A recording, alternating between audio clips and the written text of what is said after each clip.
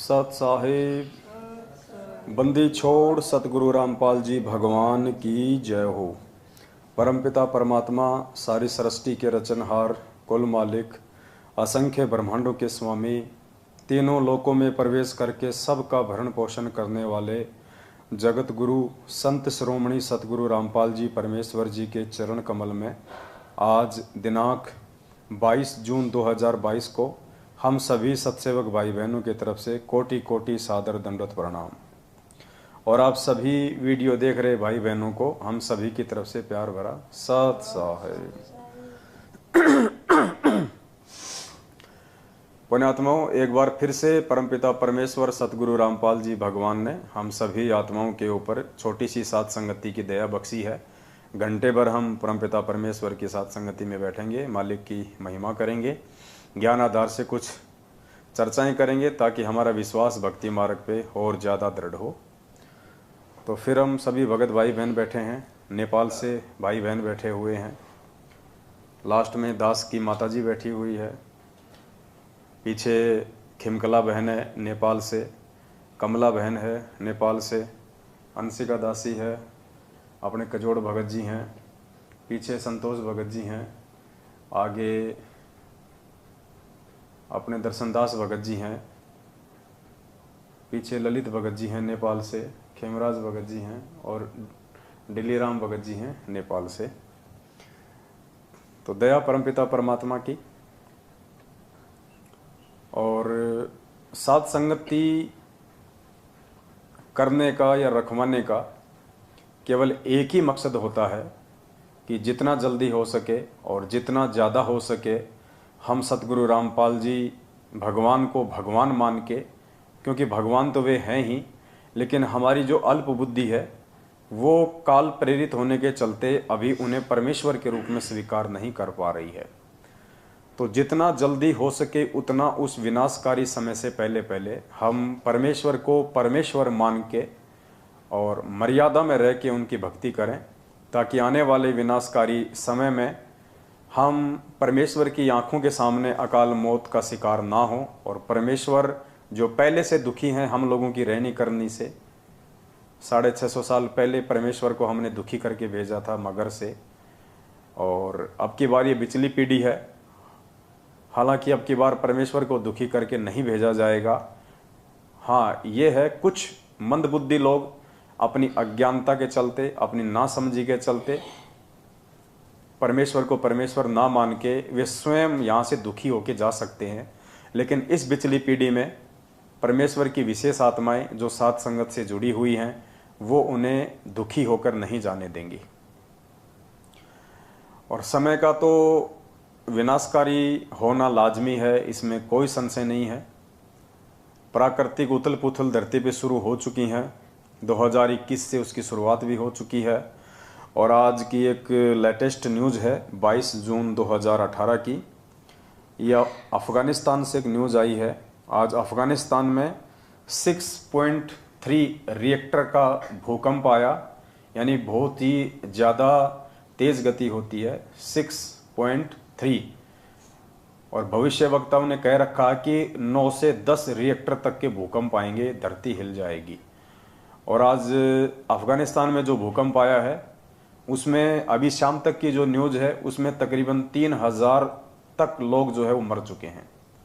3000 व्यक्ति भूकंप से मर चुके हैं, लाखों लोग जो है बेघर हो चुके हैं। तो ये तो एक छोटा सा एग्जाम्पल है, एक छोटे मोटे नमूने हैं जो आप सबके सामने उस विनाशकारी समय से पहले परमात्मा एक ट्रेलर के रूप में दे रहा है, दिखा रहा है, ताकि अपने आसपास की घटनाओं को देख के संभल जाओ, सुधर जाओ। भारत पे इसका असर इतना जल्दी नहीं होगा, लेकिन होगा और भयंकर होगा।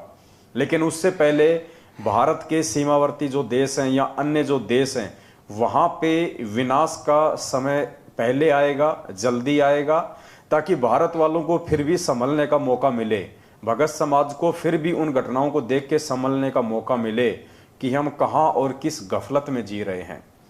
27 साल से परमात्मा हमें मर्यादा और भक्ति का पाठ पढ़ा रहा है। पिछले 7 वर्षों से हम सत्सेवक भाई बहन उस परमात्मा के संदेशवाहक बन के आप लोगों को मर्यादाओं का पाठ पढ़ा रहे हैं, आप लोगों के सामने जो सत्य घटनाएं हैं वो बता रहे हैं कि धरती पे ये काल भगवान और परमात्मा के बीच में सूक्ष्म लड़ाई है। परमात्मा ने अपने एजेंट सतसेवकों के रूप में धरती पे खड़े कर रखे हैं, लोगों को जगाने के लिए, चेताने के लिए। और काल भगवान ने सतलोक आश्रम मैनेजमेंट हरियाणा और पूज्य गुरुदेव जी के कलयुगी परिवार को खड़ा कर रखा है अपने एजेंट के रूप में, भगत समाज को अज्ञानता की गहरी नींद में सुलाने के लिए। और नतीजा आप सब भाई बहनों के सामने है। अभी 3 या 4 दिन पहले की बात है, मध्य प्रदेश के मंडला जिले का एक तहसील कोऑर्डिनेटर है राकेश दास, जो सारनाम प्राप्त था, जो वहाँ का तहसील कोऑर्डिनेटर था। और जब मंडला में भक्तों ने छोटी सी सात संगति रखनी चाहिए थी, तो उसने कुछ मूर्ख भक्तों की भीड़ इकट्ठा करके वहाँ का जो स्थानीय प्रशासन है वहाँ पे उसने शिकायत की और सात संगति को रुकवाने का कुप्रयास किया। सात संगति तो नहीं रुक पाई, लेकिन कल न्यूज आई है कि 2-3 दिन पहले वो जो राकेश दास था, तकरीबन उसकी 35 या 40 साल के आसपास उम्र होगी, सारनाम प्राप्त था, वो अपनी औरत को विधवा करके चला गया। ये परमात्मा का विधान टूटता है। यहाँ पे हार्ट अटैक से उसकी मौत हुई है, अकाल मौत। जबकि परमात्मा का विधान है इस भक्ति का कि जिस भी पूरे परिवार ने नाम दीक्षा ले रखी होगी तो वो बहन विधवा नहीं हो सकती। यानी पत्नी से पहले इस भक्ति मार्ग में आने के बाद यदि आप मर्यादाओं में हैं तो पति की मृत्यु नहीं हो सकती। जबकि राकेश दास सारनाम प्राप्त है, तहसील कोऑर्डिनेटर है, फिर भी इसकी हार्ट अटैक से अकाल मौत हुई है। पीछे बच्चों को रोता बिलखता छोड़ गया, इसकी औरत विधवा हुई है, जो परमात्मा का विधान टूटा है। तो बाकी जो भगत भाई बहन हैं, संगत वाले, जो अभी भी इस सतलोक आश्रम मैनेजमेंट हरियाणा और ये कोऑर्डिनेटर नामदान संचालक इनकी भांग के नशे में सोए पड़े हैं, उनको जागना चाहिए भाई। तुम्हारी आंखों के सामने तुम्हारे मुख्य सेवादार, कुछ दिन पहले बिहार का स्टेट कोऑर्डिनेटर राजदेव दास, हार्ट अटैक से उसकी मौत हुई, बाथरूम में बैठा बैठा मर गया। और परमात्मा कहते मल द्वार से जिसकी आत्मा निकलती है वो सीधा नरक में जाता है। तो पुण्यात्मा, विचार आप लोगों ने करना पड़ेगा। हालांकि हमें यह भी पता है कि आप सभी लोग विचार नहीं कर सकते, आप सभी लोगों का बुद्धि स्तर उतना नहीं है जितना परमात्मा यहाँ पे चाहता है बनाना। लेकिन ये आपके अपने संस्कारों की कमजोरी है, इसमें परमात्मा का भी कोई दोष नहीं है। देखो, 27 साल से परमात्मा पूरी दुनिया को सत्संग कर करके समझा रहे हैं, और 8.5 अरब की जनसंख्या में से कितने लोग समझे? मुश्किल से 20 लाख लोग, मुश्किल से। क्योंकि 2014 बरवाला कांड तक केवल 14.5 लाख की संगत थी, उसके बाद में 5-6 लाख इन लोगों ने जोड़ दिए होंगे। हम कुल मिला के 20 से 25 लाख का आइडिया लगा लें संगत का हद मार के। बाकी झूठ बोलने वाले तो झूठ बोलते रहते हैं, 1 करोड़ हो गए, 2 करोड़ हो गए। हकीकत में परमात्मा की जो संगत है वो 20 या 25 लाख से ऊपर नहीं है। ये तो संगत का आंकड़ा है, भक्तों का आंकड़ा नहीं बता रहा मैं केवल भीड़ का आंकड़ा बता रहा हूं, संगत का आंकड़ा है। भगत तो मुश्किल से 1-2 लाख ही होंगे परमात्मा के, मुश्किल से 1-2 लाख, जिनमें आधे तो सात संगतियों से जुड़ चुके हैं और आधे जुड़ने की प्रोसीजर में है। धीरे धीरे रोजाना सैकड़ों की संख्या में भाई बहन सात संगतियों से जुड़ते जा रहे हैं। तो पुण्यात्माओं, 27 साल से 8 अरब की जनसंख्या को भगवान सत्संग करके संदेशा दे रहा है। और कितने लोग आए? 20 लाख। मतलब 1% भी पूरी दुनिया की जनसंख्या का परमात्मा की शरण में नहीं आया। तो पुण्यात्माओं, हम सत्सेवकों के प्रयास से सारी संगत कहां से आ जाएगी? लेकिन फिर भी उस 1% से ऊपर संगत सात संगतियों से जुड़ चुकी है। तो परमात्मा हमें यह बताते हैं कि बेटा, खोकापुर के काग मिले दिन दोई रे, अरबों में कोई हंस हमारा होए रे। परमात्मा कहते हैं हमारे जो सच्चे सेवक होंगे, जो सच्चे भगत होंगे, वो तो लाखों में करोड़ों में कोई एक आधा होगा। इसलिए आपको ज्यादा परेशान होने की या टेंशन लेने की जरूरत नहीं है कि हम 7 साल से इतनी मेहनत कर रहे हैं, इतने वीडियो बना रहे हैं, इतना लोगों को जगा रहे हैं, फिर भी संगत जाग नहीं रही। तो परमात्मा उदाहरण साथ साथ पेश कर रहे हैं कि बेटा, मैं भी तो 27 साल से 8 अरब की जनसंख्या को समझा रहा हूं, 1% भी अभी तक मेरी शरण में नहीं आया। तो रीजन क्या है? शरण में वो आएगा जिसके लिए परमात्मा धरती पे आया है, जो मोक्ष की अधिकारी आत्माएं हैं वर्तमान में पिछली पीढ़ी में। क्योंकि परमात्मा हीरे मोती लाल का व्यापारी है, परमात्मा कबाड़े का व्यापारी नहीं है।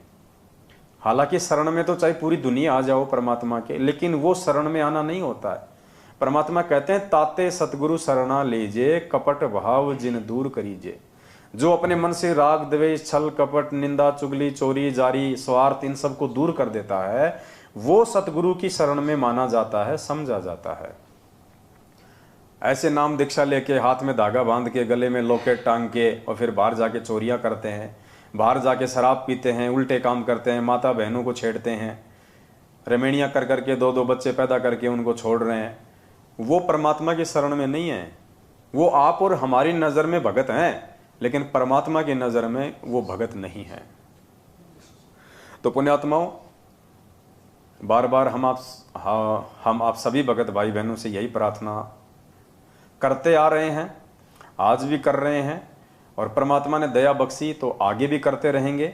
और यही कहेंगे कि जितना जल्दी हो सके उस विनाशकारी समय से पहले पहले सतगुरु रामपाल जी भगवान की वास्तविक शरण में आ जाओ। वास्तविक शरण का मतलब है सत्य असत्य का निबेरा करो। कहे कबीर सोए जन मेरा, जो नीर खीर का करे निबेरा। कौन सही है कौन गलत है, इस लाल और लालड़ी अर्थात मैनेजमेंट और सत्सेवकों की पहचान करके किसी एक भाई के साथ में जुड़ जाओ। देखो, आप सोचो कि मैं तो ना मैनेजमेंट की तरफ हूं ना मैं सत्सेवकों की तरफ हूं, मैं तो घर बैठ के भक्ति कर लूंगा। ये भी आपकी बहुत बड़ी भूल है। घर बैठ के भक्ति करने का समय अभी नहीं है। घर बैठ के भक्ति करने का समय होगा सतगुरुदेव जी के पृथ्वीलोक से जाने के बाद। उसके बाद ना कहीं भ्रमना ना कहीं भटकना, क्योंकि घर घर में ज्ञान होगा, सभी उपदेशी होंगे, थोड़ी आत्मा रह जाएंगी, सभी लोग धार्मिक होंगे, भगवान से डरने वाले होंगे। तो उस समय खाली अपना काम धाम करना है, ना आपकी कोई मर्यादा तुड़वाने वाला कोई बचेगा। बढ़िया आपका परमात्मा व्यापार धंधा सेट कर देगा, 2 टाइम की रोजी रोटी का। फिर आपने अपना भक्ति करनी है, कहीं हांडने की जरूरत नहीं है, ना कहीं आश्रमों में धक्के खाने की जरूरत है, ना किसी भगत के चक्कर में आने की जरूरत है। लेकिन जब तक सतगुरुदेव जी इसार जेल में हैं, तब तक आपको एक के साथ रहना पड़ेगा। चाहे मर्यादा तोड़ के मैनेजमेंट के साथ रह लो, चाहे मर्यादा सुधार के सत्सेवकों के साथ में रह लो, वरना आप जी भक्ति मार्ग से विचलित हो जाओगे।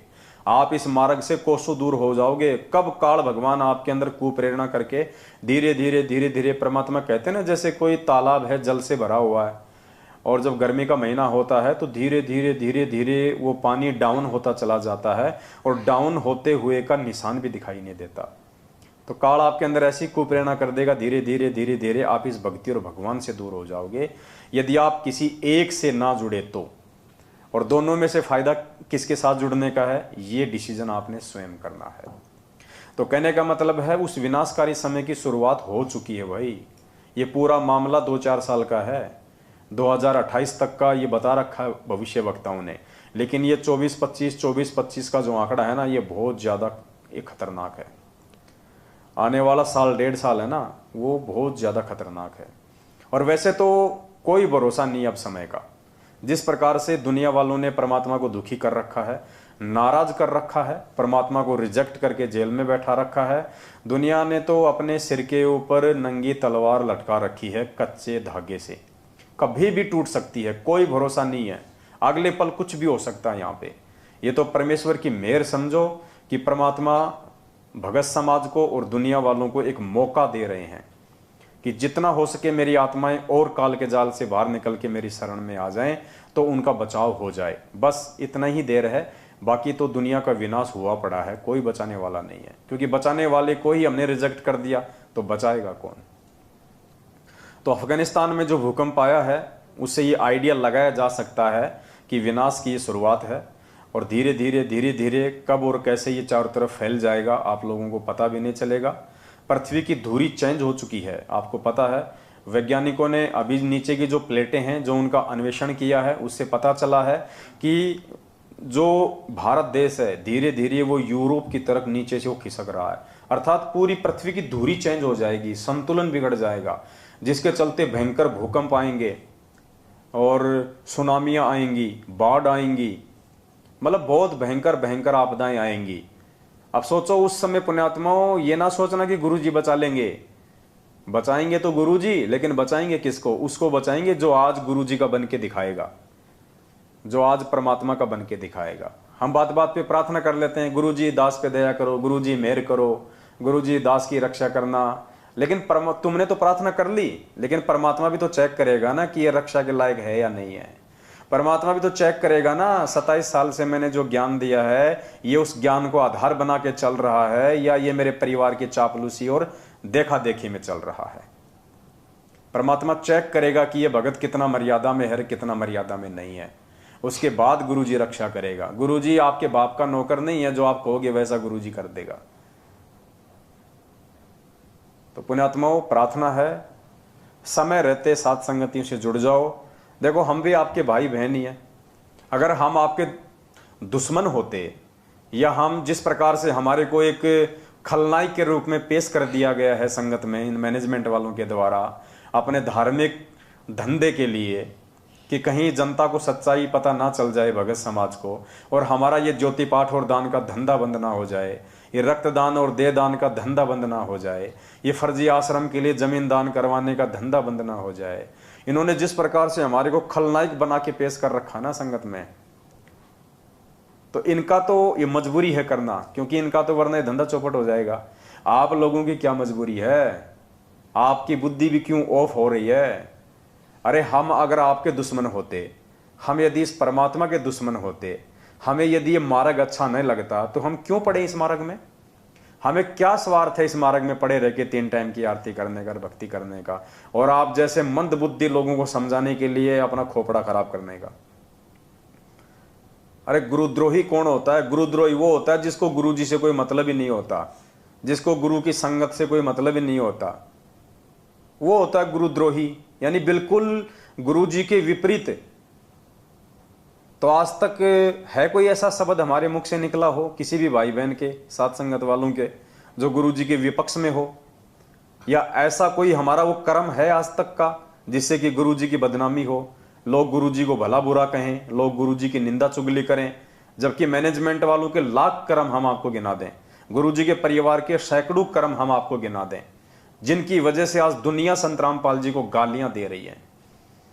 जब ये मनमुखी रूप से चंद पैसों के लिए राजनेताओं के तलवे चाटते हुए जब ये बीजेपी को वोट देने का फरमान जारी करते हैं पीले पर्चे के माध्यम से, तो कांग्रेस वाले और कांग्रेस के समर्थित जितने भी लाखों करोड़ों लोग हैं वो गुरुजी को गालियां देते हैं कि काय का संत है ये तो वास्तव में गुंडा है, भुंडा है, ये तो राम रहीम जैसा ही है, ये तो आसाराम जी जो है वो जैसा ही है, काय का संत, ये ज्ञान तो देता है सतलोकार, खुद ये गंदी राजनीति करता है। तो ये मैनेजमेंट अपनी करनी के चलते, अपने कुकर्मों के चलते गुरुजी को दुनिया से गालियां दिलवा रहा है। जब ये कांग्रेस को वोट डालने का आदेश देता है भक्तों को, तो बीजेपी वालों से गुरुजी को गालियां निकलवाता है। जब इसने हरियाणा के जाट आरक्षण में जाटों का समर्थन किया, तो बाकी जो कास्ट थी, राजपूत थे, अन्य जो कास्ट वाले थे, उनसे गालियां दिलवाई। सरकार का विरोधी बना दिया, क्योंकि हरियाणा के जाटों का जो पंगा था वो हरियाणा की बीजेपी सरकार से था, और मैनेजमेंट ने इन जाटों का समर्थन किया जाट आरक्षण में, तो सरकार से गुरुजी को जो है गालियां निकलवाई। तो इनके लाखों हम आपको कुकर्म गिना देंगे, जिसके चलते आज संत रामपाल जी भगवान दुनिया में निंदा के पात्र बने हुए हैं। तो गुरुद्रोही कौन हुआ? और ये ना समझना कि गुरुद्रोही वही होता है जो सीधा सीधा गुरुजी को गालियां दे। नहीं, ये कलयुग है, यहां हर चीज की परिभाषा चेंज हो गई है। गुरुद्रोही वो ही नहीं होता जो गुरुजी को गालियां दे, गुरुजी को भला बुरा कहे, गुरुजी की निंदा चुगली करे। उससे बड़ा गुरुद्रोही वो होता है जिसके कुकर्मों के चलते, जिसके उल्टे भक्ति विरुद्ध कर्मों के चलते दुनिया जिसके गुरुजी को गालियां दे। तो वो काम आज कौन कर रहा है? सतसेवक या सतलोक आश्रम मैनेजमेंट हरियाणा आपकी आंखों के सामने है। हाथ कंगन को आरसी क्या, पढ़े लिखे को फारसी क्या? ये तो गधे से गधा आदमी भी समझ सकता है कि 27 साल से जिस भगवान ने हमारी को धार्मिकता का पाठ पढ़ाया, आज उस भगवान का आदेश बता के हमसे गंदी राजनीति करवाई जा रही है। गधे से गधा इंसान भी समझ सकता है, जिस भगवान ने 27 साल की अकथनीय मेहनत के बाद हम भक्तों के हाथों में माला, सुमरनी, मंत्र कार्ड और दान धर्म करना सिखाया, इन हाथों से, जिन हाथों को परमात्मा ने जोड़ना सिखाया। क्या बरवाला कांड में वो परमात्मा इन्हीं हाथों में अपने भक्तों के लठ पत्थर, पेट्रोल बम और बंदूकें पकड़ा के पुलिस वालों को मारने के लिए खड़ा करेगा सामने? गधे से गधा भी समझ सकता है कि सतगुरुदेव जी के आदेशों की आड़ में 2014 बरवाला कांड से पहले, 2014 बरवाला कांड में और बरवाला कांड के बाद आज 7.5 साल से घटिया कुकर्म कौन करवा रहा है, कौन आदेश दे रहा है? ये सारा का सारा आदेश गुरु जी का परिवार, गुरु जी का कलयुगी परिवार, उनका भगोड़ा भाई महेंद्र 7.5 साल से मुंह नहीं दिखा रहा। और मुझे तो अंदेशा है कि कहीं वो मर ना गया हो, मुझे तो अंदेशा है कि कहीं वो मर ना गया हो, क्योंकि 72 प्रकार के तो उसको रोग लगे रहते थे, डायबिटीज, शुगर, पता नहीं क्या क्या उसको रोग थे। उसको आश्रम में भी वो रोगी था, गोलियों का थैला भर के चलता था वो, क्योंकि गुरु को भगवान माना नहीं, गुरु के आदेशों में कभी चलता नहीं था, उसकी नजर गुरु जी की गद्दी पे रहती थी, तो ठीक कहां से होगा? तो मुझे तो अंदेशा है कि महेंद्र जो है वो मर चुका है। 7.5 साल से किसी ने देखा ही नहीं उसको, ना उसका कोई ऑडियो आया, ना उसकी कोई वीडियो आई, ना उसका कोई मैसेज आया, ना उसका कुछ ही नहीं। और मैनेजमेंट कहीं ना कहीं उसकी मौत को छिपा रहा है कि यदि संगत को पता चल गया कि गुरुजी का भाई महेंद्र मर गया तो संगत में कोई खलबली ना मच जाए, हमारा धार्मिक धंधा बंद ना हो जाए। तो 99% तो दास को लगता है जिस प्रकार से वो बीमार रहता था। और बीच में एक खबर आई थी 1-2 साल पहले कि उसकी हालत बहुत ज्यादा खस्ता हो रही है, बिल्कुल कांटे की तरह हो गया सूख के, क्योंकि भगवान के साथ में जो गद्दारी करेगा उसका क्या बचेगा। मालिक कहते हैं राम किसी को मारे नहीं, मारे तो हत्यारा राम, अपने आप ही मर जाएंगे कर कर खोटे काम। तो पुण्यात्माओं, कुछ नहीं बिगड़ेगा मैनेजमेंट का। क्यों नहीं बिगड़ेगा? क्योंकि भगत नहीं है। बिगड़ता किसका है? भगत का। ये तो काल के एजेंट हैं, गुरुजी के बेटा बेटी, भाई बंधु, रिश्तेदार, जवाई, आपका स्टेट कोऑर्डिनेटर, नामदान संचालक, इनका कुछ नहीं बिगड़ेगा, क्योंकि इनका तो पहले से ही सब कुछ बिगड़ा हुआ है। ये तो काल भगवान ने एक अपने एजेंट के रूप में चिन्हित करके इस पृथ्वी पे परमात्मा की शरण में लाके और इनको उस कमाल की तरह संगत के कर्म फुड़वाने के लिए धरती पे उतारा गया। परमात्मा ने कमाल को जीवित क्यों किया? ऐसे जीवित नहीं किया। परमात्मा ने कमाल को कोई भक्ति करवाने के लिए जीवित नहीं किया था। परमात्मा ने कमाल को जीवित केवल आज बिचली पीढ़ी वाले आप और हम जैसे मंद बुद्धियों की आंखें खोलने के लिए किया था कि काल उस बिचली पीढ़ी में भी ऐसा ही तांडव मचाएगा, ऐसा ही घटिया खेल खेलेगा। तो क्यों जीवित किया परमात्मा ने कमाल को? एक एग्जाम्पल के लिए। कैसे? कमाल को परमात्मा ने मुर्दे से जिंदा किया, एक तरीके से मालिक ने उसको नया जीवन दिया। और बचपन से परमात्मा ने उसको पढ़ाया लिखाया, जैसा भी था उस समय, उसको शिक्षा दी, उसको दीक्षा दी, अपने पास में रखा, उसको अपने बेटे जैसा उसको प्यार दिया।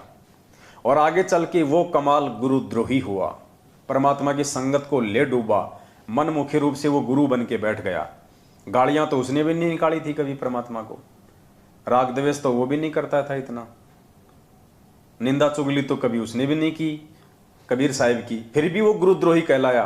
क्यों? उसके कर्मों के चलते, कर्मों के चलते वो गुरुद्रोही कहलाया। तो आज वो की वो स्थिति परमात्मा हमें समझाना चाह रहे हैं कि ये ना सोचना कि गुरुजी का भाई क्या कोई गद्दारी कर सकता है। अरे गुरुजी का बेटा है ये तो गुरुजी की बेटी है, ये थोड़ी ना ऐसा करेगी गुरुजी के साथ। वो कमाल भी तो गुरुजी का बेटा ही था, जिसको मुर्दे से जिंदा किया था, बचपन से लालन पालन पोषण किया था, बड़ा किया था। वो भी तो गुरुजी के परिवार का ही सदस्य था, मेंबर था। परमात्मा ने इसीलिए उसको जीवित करके एक एग्जाम्पल दिया आप और हमारे जैसे नालायकों की आंखें खोलने के लिए कि जब तुम कलयुग की बिचली पीढ़ी में जाओ तो मूर्खो, मेरा परिवार समझ के मेरे भाई बंधु रिश्तेदार बेटा बेटी पे आश्रित ना हो जाना। वो सब काल के एजेंट होंगे, क्योंकि काल ऐसा ही खेल खेलता है। 650 साल पहले कमाल को भेज दिया परमात्मा का भाग उजाड़ने के लिए। फिर परमात्मा ने जब धर्मदास जी के माध्यम से अपने मार्ग को चलाने की योजना बनाई तो धर्मदास के परिवार में धर्मदास के बेटे नारायण दास के रूप में मृत्यु अंध नाम का अपना काल का दूत भेज दिया। और धर्मदास की आगे फिर वो छठी पीढ़ी में आ गया काल टकसारी पंथ से। गरीबदास जी के पंथ में भी ऐसा ही हुआ, नानक जी के पंथ में भी ऐसा ही हुआ, उसके दोनों बेटे उसके विरोध में हो गए। तो आज संत रामपाल जी के इस मार्ग को काल कैसे सही तरीके से चलने देगा? उनके भाई को भेज दिया अपने एजेंट बना के, उनके बेटा बेटी भेज दी अपने एजेंट के रूप में, उनके रिश्तेदार भेज दिए अपने एजेंट के रूप में, क्योंकि काल को पता है कि संगत ये ज्ञान लेने के बाद में जगत वालों से भ्रमित नहीं होगी। अगर संगत को भ्रमित करना है तो संगत वालों के माध्यम से कराओ और विश्वास पैदा करके कराओ। तो काल क्या करता है, पहले विश्वास पैदा करवाता है कुछ भक्तों के ऊपर, और उसके बाद विश्वास में लेके फिर भक्तों की आंखें फोड़ता है।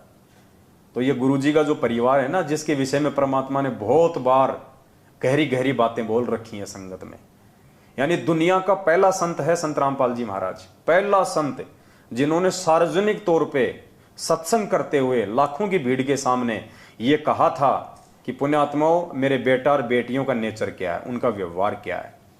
मैंने काफी बार आप लोगों को वीडियो सुनाया परमात्मा का, आज एक बार फिर से आप जियों को परमात्मा का वो वीडियो दास सुनाएगा, जिसमें परमात्मा ने अपने बच्चों के विषय में सार्वजनिक तौर पे खुल के साथ संगत में बताया हुआ है कि उनके बच्चों का क्या नेचर है, क्या उनका स्वभाव है।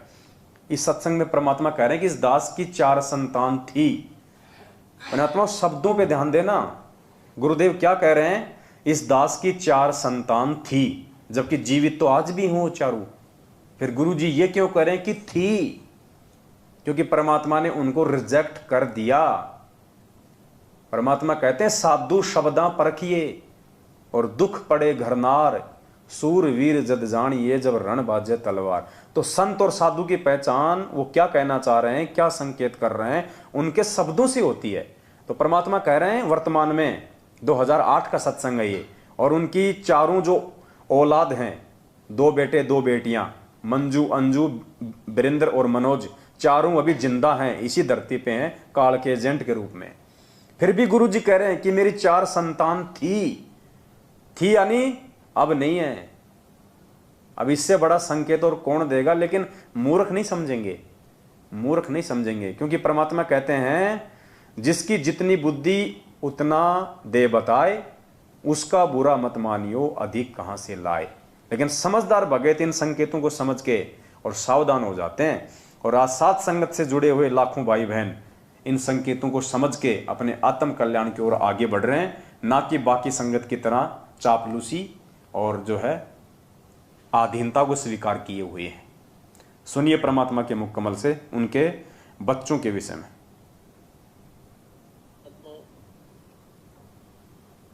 इस दास के 4 संतान, 2 लड़के 2 लड़की थी।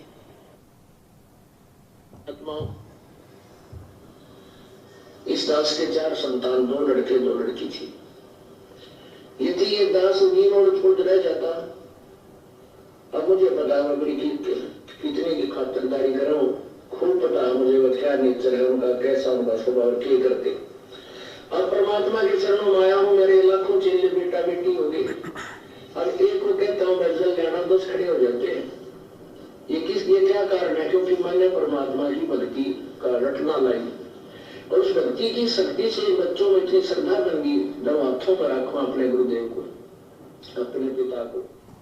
तो क्या कह रहे हैं पूज्य गुरुदेव जी कि पुण्यात्माओं, इस दास के 4 संतान थी, 2 लड़के 2 लड़की, और मुझे अच्छे से पता है उनका क्या व्यवहार है, क्या उनका नेचर है, और क्या वो मेरी खातिरदारी करते, अर्थात कितना मुझे सम्मान देते, कितनी वो मेरी इज्जत करते आगे चल के। अब इतनी खुल के आज तक दुनिया के किसी भी संत ने अपने बच्चों के बारे में नहीं बताया। तो क्यों संकेत किया परमात्मा ने? संगत को समझाने के लिए, संगत को जगाने के लिए कि भाई अगर तुम इनको मेरा बेटा बेटी मान के चल रहे हो तो बहुत बड़ी भूल में चल रहे हो, ये तो काल के बेटा बेटी हैं। और देख लो 2008 में परमात्मा ने संकेत किया कि मुझे अच्छे से पता है वो मेरी कितनी क्या इज्जत करते, और देख लो आज क्या हाल हो रखा है।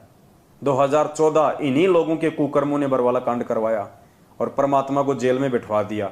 अब देख लो इनके कुकर्मों के चलते आज भगवान की जेल में क्या इज्जत हो रही है, देश दुनिया में उनकी कितनी फजीती हो रही है। संगत का क्या हाल कर दिया इन लोगों ने काल प्रेरणा से, ज्योति पाठ के नाम पे ठगना शुरू कर दिया। अरे जबकि ज्योति ये पाठ जो है, ये पाठ प्रकाश 3 दिन का गरीबदास जी महाराज जी की वाणी का कौन कर सकता है? तुम्हें पता भी है इस बात का? तुम सबके घरों में इन्होंने एक पुस्तक डाल रखी है, भगत जी वो लाना है वो ब्लैक वाला जो बैग रखा अंदर, उसके अंदर एक पुस्तक होगी, वो जब जब भूल पड़े, तुम सबको दे रखी है वो पुस्तक, और स्पेशली भक्तों को दी हुई है। और ये भी कह रखा है कि गुरु जी का आदेश है, इसको महीने में एक बार जरूर पढ़ना है। इसको मासिक पाठ बना दिया। जैसे हम आरती करते हैं, रोज पढ़ते हैं ना उसको, इसको मासिक पाठ बताया। मासिक पाठ यानी महीने में एक बार तो भक्तों ने इसको पढ़ना ही पढ़ना है, गुरु जी का आदेश है। जबकि इसमें आने वाले दिनों में दास आपको दिखाएगा। तुम लोग पढ़ते नहीं हो, और पढ़ते हो तो तुम्हारी बुद्धि में आ नहीं सकती ये बातें। क्यों नहीं आ सकती? क्योंकि इस पुस्तक को भी पढ़ने का एक फॉर्मूला है, और तुम लोगों को नहीं पता वो फॉर्मूला क्या है, और ना तुम्हें मालूम पड़ सकता। तुम जितना पढ़ोगे उतना ही तुम उलझते चले जाओगे। ये जो पुस्तक है ना, आने वाले दिनों में जिसका पोस्टमार्टम होगा परमात्मा के आशीर्वाद से, ये पुस्तक जैसे तुम पढ़ रहे हो वैसे नहीं पढ़ी जाएगी। ये पुस्तक पीछे से पढ़ी जाएगी। जैसे कुरान होती है ना, उसमें उल्टे शब्द पढ़े जाते हैं। ये जब जब भूल पड़े पुस्तक, ये पीछे से पढ़ी जाएगी, ना कि आगे से। तुम आगे से पढ़ रहे होंगे, जिंदगी में समझ में नहीं आएगी। इसका एक फॉर्मूला है। आने वाले दिनों में परमात्मा दया करेंगे, दास आपको पीछे से पढ़ के सुनाएगा एक एक चीज, तब आपके समझ में आएगी। और ये जो पुस्तक है, ये सतलोक आश्रम मैनेजमेंट हरियाणा के साथ में जुड़े हुए लोगों के लिए जहर है, जहर। और सत्सेवकों के लिए ये अमृत है, अमृत। क्योंकि इस पुस्तक को जब हम पढ़ेंगे, इस पे वीडियो बनाएंगे, इसका पोस्टमार्टम होगा ज्ञान आधार से, तो सत्सेवकों का तो भक्ति मार्ग पे विश्वास बढ़ेगा। और साथ संगति से ना जुड़ के जो लोग मनमुखी रूप से मैनेजमेंट का आदेश मान के इस पुस्तक को पढ़ रहे हैं कि गुरु जी का आदेश है, उनको कुछ समझ में आएगा नहीं, उल्टी उनकी मर्यादा टूटेंगी। इसमें ऐसी ऐसी बातें लिखी हुई हैं जिससे आपको सीधा काल भगवान के मुंह में लेके जाया जाएगा। ये पुस्तक बिना साथ संगत से जुड़ा हुआ कोई भी व्यक्ति यदि इसको पढ़ेगा तो वो सीधा काल भगवान के मुंह में जाएगा, उसकी मर्यादा टूटेंगी। क्योंकि उसको बिगाड़ने की सामग्री है इस पुस्तक में, टोटली उसको बर्बाद करने की सामग्री है। और सत्सेवक जब साथ संगति के माध्यम से इस पुस्तक को पढ़ेंगे तो सत्सेवकों का परमात्मा पर भक्ति पे विश्वास दृढ़ होगा कि भगवान आपने दया करी, जो हमें आपने इस काल रूपी सतलोक आश्रम मैनेजमेंट हरियाणा से बचा लिया। आपने अपने कलयुगी परिवार रूपी काल भगवान के एजेंटों से बचा लिया, वरना आज हम धोबी के कुत्ते की तरह हो जाते, ना घर के ना घाट के, हमारे कुछ भी समझ में नहीं आता। तो आने वाले दिनों में इस पुस्तक को हम लेके चलेंगे। तो परमात्मा यहां पे अपने बच्चों के विषय में स्पष्ट बता रहे हैं, और आज तुम उन्हीं बच्चों की पूंछ पकड़ के चल रहे हो, उन्हीं की चापलूसी कर रहे हो, उसी कलयुगी भाई के आदेशों पे चल रहे हो, और उसी परिवार के आदेशों पे चंद टुकड़ों के लिए उनकी गुलामी करने वाले नामदान संचालक और कोऑर्डिनेटरों के पीछे चल रहे हो।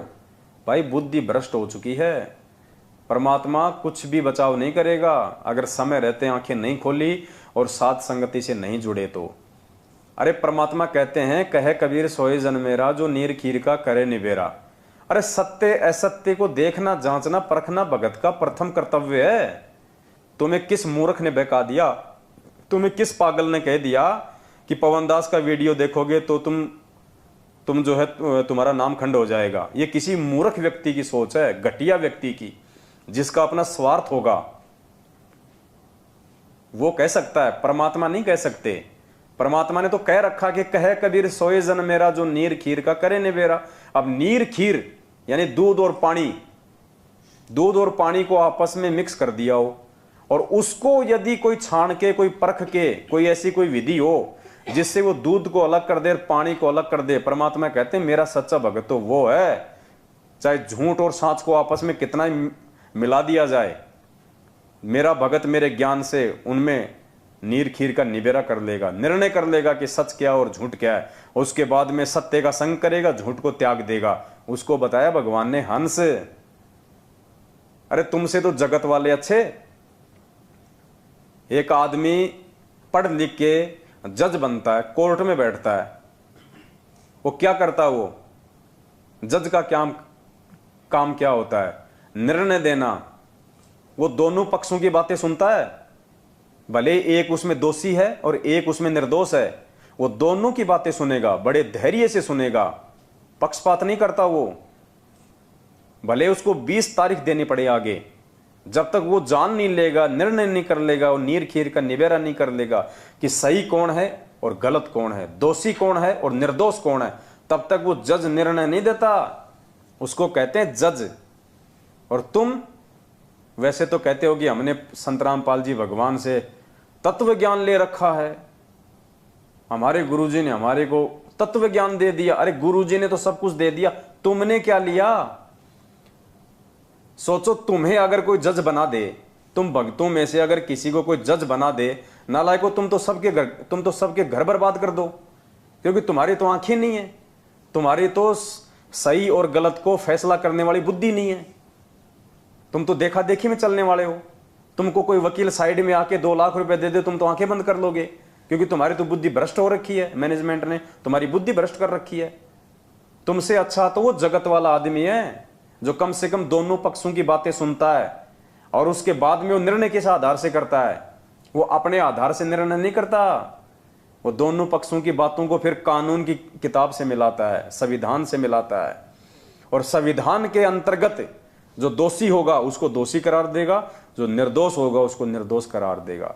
तो नालायकों, दोनों की बातें सुनो, साथ संगत वालों की भी वीडियो देखो, मैनेजमेंट की भी बातें सुनो, और उसके बाद में जो संविधान की जो किताब है ज्ञान गंगा, संविधान के जो सत्संग हैं, गुरुजी के सत्संग, गुरुजी के वचन, फिर उनसे मिलान करो कि वास्तव में गुरुजी ने क्या कह रखा है और हमसे कौन सी पार्टी क्या करवा रही है। गुरुजी का संविधान कहता है भगत को राजनीति से कोसों दूर रहना चाहिए, राजनीति का भगत का 36 का आंकड़ा है, और तुम्हारे को उसी राजनीति रूपी खूंटे के बांध दिया गया जानवर बना के। कहां निर्णय किया तुम लोगों ने? तुम लोगों ने तो अपनी भक्ति बर्बाद कर ली, अपना जीवन बर्बाद कर लिया, तुम लोगों ने अपना परिवार बर्बाद कर लिया, क्योंकि इनके पीछे लग के और ये गंदी राजनीतियां कर करके कितने परिवार उजड़ चुके हैं, कितने भगत भाई बहन अकाल मौत मर गए, पीछे से उनके बच्चे यतीम हो गए, उनकी औरतें विधवा हो गई, कितने परिवार बर्बाद कर दिए सतलोक आश्रम मैनेजमेंट हरियाणा ने। तो भाई हमारी तो ड्यूटी है, जब तक परमात्मा ने सांसें दे रखी है और सद्बुद्धि दी हुई है, तब तक हमारी ड्यूटी है भोंकने की। भाई हम तो भोंकेंगे, हमें कोई परवाह नहीं है। तुम संगत वाले हमें अच्छा कहो चाहे हमारे को बुरा कहो, तुम अच्छा कह दोगे तो हम तुरंत सतलोक नहीं चले जाएंगे, तुम बुरा कह दोगे तो हम नरक में नहीं जाने वाले। हमारा फैसला सतगुरु के हाथ में है, संगत के हाथ में नहीं है। तो भाई और बहनों, थोड़ा विचार करो, इस बुद्धि को खोलो, वरना आने वाले समय में भगवान की आंखों के सामने मरोगे, परमात्मा की आंखों के सामने मरोगे। परमात्मा नहीं बचाएगा, क्योंकि ये अपना विधान नहीं तोड़ता। परमात्मा 27 साल से तुम्हें बचाने के लिए भगवान इतना अथक प्रयास कर रहा है, इतने संघर्ष झेल रहा है, तुम्हारे लिए लोगों की गालियां खा रहा है, तुम्हारे लिए लोगों की मार खा रहा है कि मेरे बच्चे ज्ञान आधार से थोड़ा परिपक्व हो जाएं, सही और गलत की जो है पहचान करने लग जाएं। और तुमने तो वो भेड़ चाल पकड़ रखी है, गुरु जी के वचनों पे कोई ध्यान नहीं तुम्हारा, गुरु जी के शब्दों पे कोई ध्यान नहीं तुम्हारा। गुरु जी कुछ कह रहे हैं, तुम कुछ कर रहे हो, क्या होगा भाई? ये निर्णय कर लेना समय रहते, नहीं तो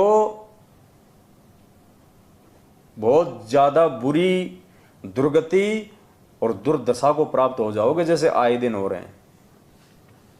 तो विनती कर सकते हैं हम केवल, वरना हमारा कोई स्वार्थ नहीं है, कोई स्वार्थ नहीं है।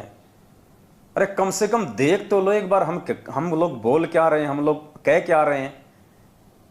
अगर हम गुरुजी के वीडियो ना सुनते, यदि हम गुरुजी के सत्संग ना सुनते, गुरुजी के द्वारा लिखित पुस्तकें ना पढ़ते, तो हमें क्या मालूम पड़ता कि पहले हम जो भक्ति साधना में लगे हुए थे, हम जिस संत और पंथ के यहाँ पे अंधे होके लगे हुए थे, वो सही था या गलत था।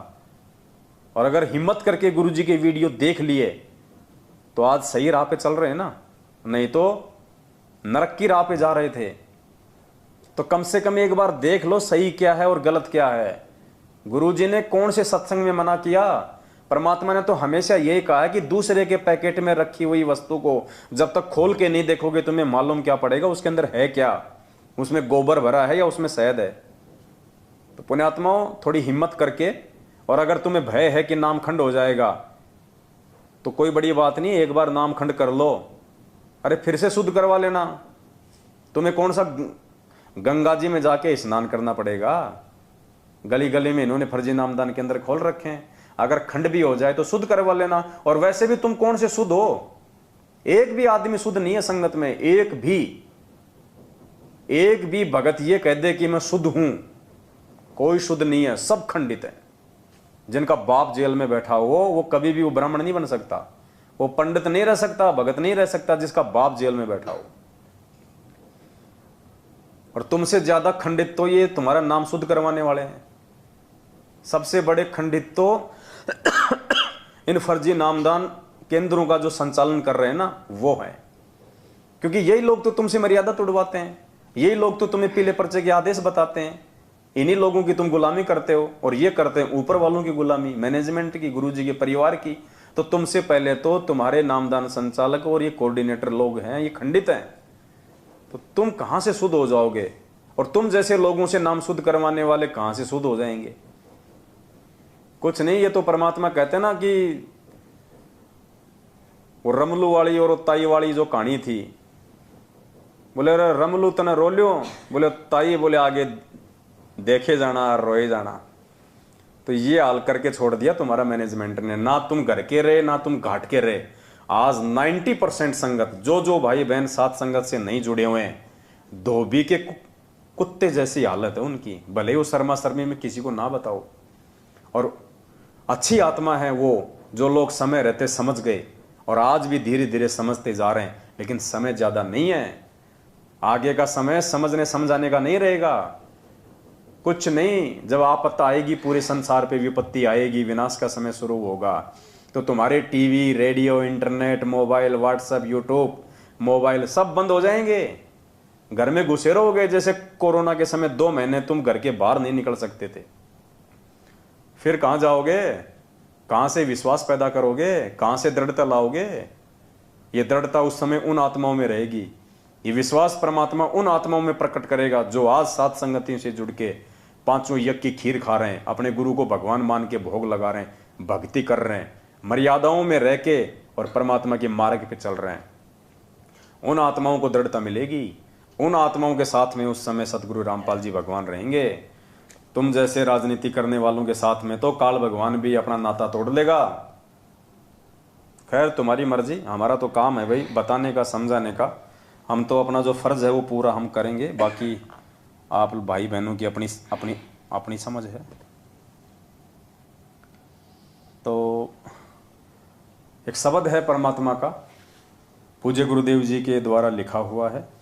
शब्द को हम महिमा के रूप में गाएंगे और समझने का प्रयास करेंगे कि परमेश्वर ने इस शब्द के माध्यम से हम भक्तों को क्या जो है निर्देशित किया है। सत साहे गुरु से लगन कठिन है रे भाई, गुरु से लगन कठिन है रे। लगन लगे बिन काज न सरता, लगन लगे बिन जीव पर ले हो जाई, गुरु से लगन कठिन है रे भाई, गुरु से लगन कठिन है रे भाई। क्या कह रहे हैं परमात्मा? गुरु से लगन कठिन है रे भाई। पुण्यात्मा सबसे पहली जो लाइन है ना, सबसे पहली जो लाइन, ये पूरा निष्कर्ष है इस पूरे शब्द का। गुरु से लगन कठिन है रे भाई। आज 90% संगत की जो लगन है वो गुरु जी से नहीं है। गुरु से लगन का मतलब गुरु जी से एक रस हो जाना, गुरु जी को परमात्मा मान लेना, उसको कहते हैं गुरु से लगन लगना। यानी एक से जब आपकी लगन लग जाएगी तो दूसरे की आपको उम्मीद नहीं रहेगी, दूसरे की आपको आशा ही नहीं रहेगी। तो गुरु जी कहते हैं कि गुरु से लगन लगाना ही कठिन है, भक्ति कठिन नहीं है। अब 90% संगत की कैसे गुरु जी से लगन नहीं लग रही?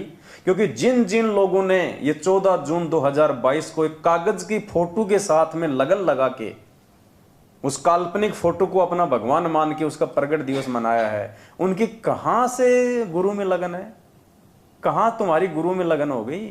तुमने तो कागज की एक काल्पनिक फोटो से लगन लगाई है, अपने गुरु से कहां लगन लगाई? अगर गुरु से तुम्हारी लगन होती तो 14 जून को उधर मुंह करके भी नहीं सोते। और 8 सितंबर के दिन सतगुरु रामपाल जी भगवान का प्रकट दिवस मना के फिर साबित करते कि हमारी लगन तो हमारे जिंदा कबीर सतगुरु रामपाल जी भगवान से है। तुम्हारी कहाँ लगन है सतगुरु से? इसीलिए तो भगवान ये शब्द बनाए हैं हमारी आंखें खोलने के लिए कि मूर्खों कहाँ चल रहे हो तुम? नाम ले लिया, गले में लॉकेट डाल लिया, हाथ में रक्षा सूत्र बांध लिया और कह दिया मैं संत रामपाल जी का भगत, I am the follower of Sant Rampal जी, लगा लिया फेसबुक पे गोल गोल स्टेटस। ऐसे कोई गुरुजी से लगन लगती है क्या? ऐसे कोई गुरुजी का भगत माना जाएगा क्या? तो परमात्मा कहते हैं गुरु से लगन कठिन है रे भाई। और जिन आत्माओं की परमात्मा से लगन लग गई, जिनकी अपने सतगुरु से लगन लग गई, उन्हीं का बेड़ा पार होता है। कागज की फोटों से लगन लगाने वाले का बेड़ा पार नहीं होता। एक आत्मा के 2 पति जो बनाएगा वो तो नरक में जाएगा। गुरु गोविंद 2 नहीं भाई, जो 2 समझेगा वो दोजक में जाइए। तो 14 जून को तो तुम एक तो मना रहे हो कागज की फोटो को, फिर 8 सितंबर को जैसा मैनेजमेंट तुम्हें कहेगा जन्मदिन मनाना तो तुम जन्मदिन मना लोगे, अवतरण मनाना तो तुम अवतरण मना लोगे, त्योहार मनाना तो तुम 8 सितंबर को त्योहार मना लोगे। तुम्हारा कोई स्टैंड ही नहीं है। बिन पैंदे के लोटे, जिधर ठोकर मारो उधर ही उड़ जाओ। अरे तुम आत्मा एक हो, तुमने उसके पति 2 बना रखे हैं, ये तो वैश्या भक्ति है, व्यभिचारणी भक्ति कर रहे हो तुम। कहाँ जी रहे हो भक्तो? फिर कहते हो हम संत रामपाल जी के भगत हैं। अभी तो तुम काल के भगत हो। संत रामपाल जी के भगत हो, सत्संगति में आके देखो। गुरु से लगन कठिन है रे भाई, गुरु से लगन कठिन है रे भाई। लगन लगे बिन काज न सरता, लगन लगे बिना जीव पर ले हो जाई। गुरु से लगन कठिन है रे भाई, गुरु से लगन कठिन। परमात्मा कहते हैं लगन लगे बिन काज नहीं सरता। एक सत्संग में कहा ना गुरुजी ने कि जब तक आप अपने गुरु को परमात्मा नहीं मानोगे तब तक तो आपकी भक्ति बने ही को नहीं। स्पष्ट कहा गुरुजी ने, जब तक आप अपने गुरु को परमात्मा नहीं मान लोगे तब तक आपकी भक्ति बनेगी नहीं। तो क्या कह रहे हैं परमात्मा? लगन लगे बिन काज नहीं सरता। आज क्यों मर रहे हैं मैनेजमेंट वाले? आए दिन सारनाम प्राप्त लोग हार्ट अटैक से, एक्सीडेंट में, बीमारियों से, कोरोना में मर गए हजारों। क्यों मर रहे हैं? क्योंकि लगन लगे बिन काज नहीं सरता। कोई काम सिद्ध नहीं होगा और जीव प्रलय हो जाई यानी अकाल मौत, मरेंगे फिर। तो इस शब्द के अनुसार वही तो सब कुछ हो रहा है। परमात्मा ने हमें गीता जी अध्याय 16 श्लोक नंबर 23 से क्या पढ़ाया कि शास्त्र विधि को त्याग के जो मनमाना आचरण करेगा उसकी ना सिद्धि होगी, ना रिद्धि मिलेगी, ना उसका कोई कार्य सिद्ध होगा। तो यही तो हो रहा है। हम इसी श्लोक के अनुसार तो चल रहे हैं 90% आज। शास्त्र विधि को त्याग के, क्योंकि शास्त्र तो क्या कहते हैं कि गुरु बड़े हैं गोविंद से और मन में देख विचार, हरि सुमरे सो रह गए और गुरु भजे होए पार। तो शास्त्र क्या कह रहा है कि गुरु, अगर कोई भगवान भी तुम मानते हो तो उससे भी बड़ा है। और कहते हैं कि तुम भगवान को पूजोगे गुरु के रहते सहते तो तुम पार नहीं हो पाओगे। हरि सुमरे सो वार है यानी वो काल की तरफ है, और गुरु भजे होए पार तो नालायको तुम शास्त्रों के अनुसार भी नहीं चल रहे। गीता जी अध्याय नंबर 16 श्लोक नंबर 23 जब गुरुजी हमें पढ़ाते हैं तो तुम सोचते हो गुरुजी तो दुनिया वालों के लिए कह रहे हैं। तो तुम कोई पाताड़ लोक के हो क्या? तुम भी तो इसी दुनिया के हो। तुम अपने ऊपर नहीं लेते उन शब्दों को, जबकि गुरुजी स्पेशली तुम्हारे लिए कह रहे हैं। तो देख लो, शास्त्र विधि को त्याग के तुम मनमानाचरण कर रहे हो। गुरु को छोड़कर तुम गोविंद को पूज रहे हो, जबकि तुम्हारा गुरु ही गोविंद है। गुरु गोविंद कर जानियो और रहिए शब्द समाए, और मिले तो दंडवत बंदगी नहीं पल पल ध्यान लगाए। आज एक भाई ने कमला बहन को यह मैसेज भेजा था कि गुरु गोविंद कर जानियो रहिए शब्द समाए, मिले तो दंडवत बंदगी नहीं तो पल पल ध्यान लगाए। जो इस वाणी को समझ जाएगा उसका मोक्ष निश्चित है। तो बहन ने दास से दिन में पूछा, तो दास ने कहा बहन वाणी तो बिल्कुल सही भेजी है भाई ने, लेकिन वो इसका अर्थ नहीं जान पा रहा। अब इस वाणी का क्या अर्थ है? गुरु गोविंद कर जानिए, यानी यहां पे भगवान का ऑप्शन ही समाप्त कर दिया। स्पष्ट आदेश दे दिया गुरु जी ने कि गुरु गोविंद कर जानिए, गुरु को ही गोविंद मानो, गुरु को ही भगवान मानो, गुरु को ही कबीर मानो, और रहिए शब्द समाए, यानी उसकी प्रत्येक मर्यादा में, उसके प्रत्येक वचन में, और मिले तो दंडवत बंदगी। अगर गुरु जी आमने सामने कभी हो जाएं, मिल जाएं, तो दंडवत बंदगी, नीचे जमीन पे लेट जाना चाहिए, झुक जाना चाहिए, अपने आप को मिट्टी बना देना चाहिए। नहीं तो पल पल ध्यान लगाए किसका? गुरु जी का। तो फिर भगवान के लिए तो जगह ही नहीं बची। भगवान को यदि आप मानते हो कोई और कोई गोविंद है, कोई भगवान है, तो भगवान के लिए तो इस वाणी में जगह नहीं छोड़ी। ध्यान भी उन्हीं का लगाना है, पल पल सामने आ जाए तो दंडवत भी उन्हीं को करना है, और गुरु को ही भगवान मान के चलना है, और उन्हीं के वचन में चलना है। तो तुम 14 जून को कहां धक्के खाने गए थे? किस कागज की फोटो को पूज के आए हो? क्यों अपना नाम खंड करके आए हो? अगर किसी का थोड़ा बहुत कोई बचा भी हुआ था, उनका भी इन्होंने 14 जून को खंड बंड कर दिया। तो परमात्मा कहते हैं लगन लगे बिन काज नहीं सरते। ये काज परमात्मा सत्सेवकों के सार रहा है। किसी की उंगली का नाखून भी अगर उतरा हो पिछले 7 साल से, एक भी बंदा लाके खड़ा कर दो। मर्यादा तोड़ने वाले तो 1000 मरेंगे, चाहे सत्सेवक हो चाहे मैनेजमेंट हो। अब आप कहोगे जी फिर मैनेजमेंट वाले भी वही मर रहे हैं जो मर्यादा तोड़ रहे हैं। तो मर्यादा तुड़वा कौन रहा है? ये मैनेजमेंट ही तो तुड़वा रहा है। तो मालिक कहते हैं लगन लगे बिन काज ने सरते, जीव प्रलय हो जाए, गुरु से लगन कठिन है रे भाई। जैसे पपैया बूंद का प्यासा, जैसे पपैया बूंद का प्यासा, पिया पिया रट लगाई, प्यासे प्राण निकल जा बेसक और नीर ना भाई, गुरु से लगन कठिन है भाई, गुरु से लगन कठिन है भाई। लगन लगे बिन काज न सरता, लगन लगे बिन जीव पर ले हो जाई, गुरु से लगन कठिन है भाई, गुरु से लगन कठिन है भाई। क्या कह रहे हैं परमात्मा? जैसे पपैया बूंद का प्यासा, पिया पिया रट लगाई।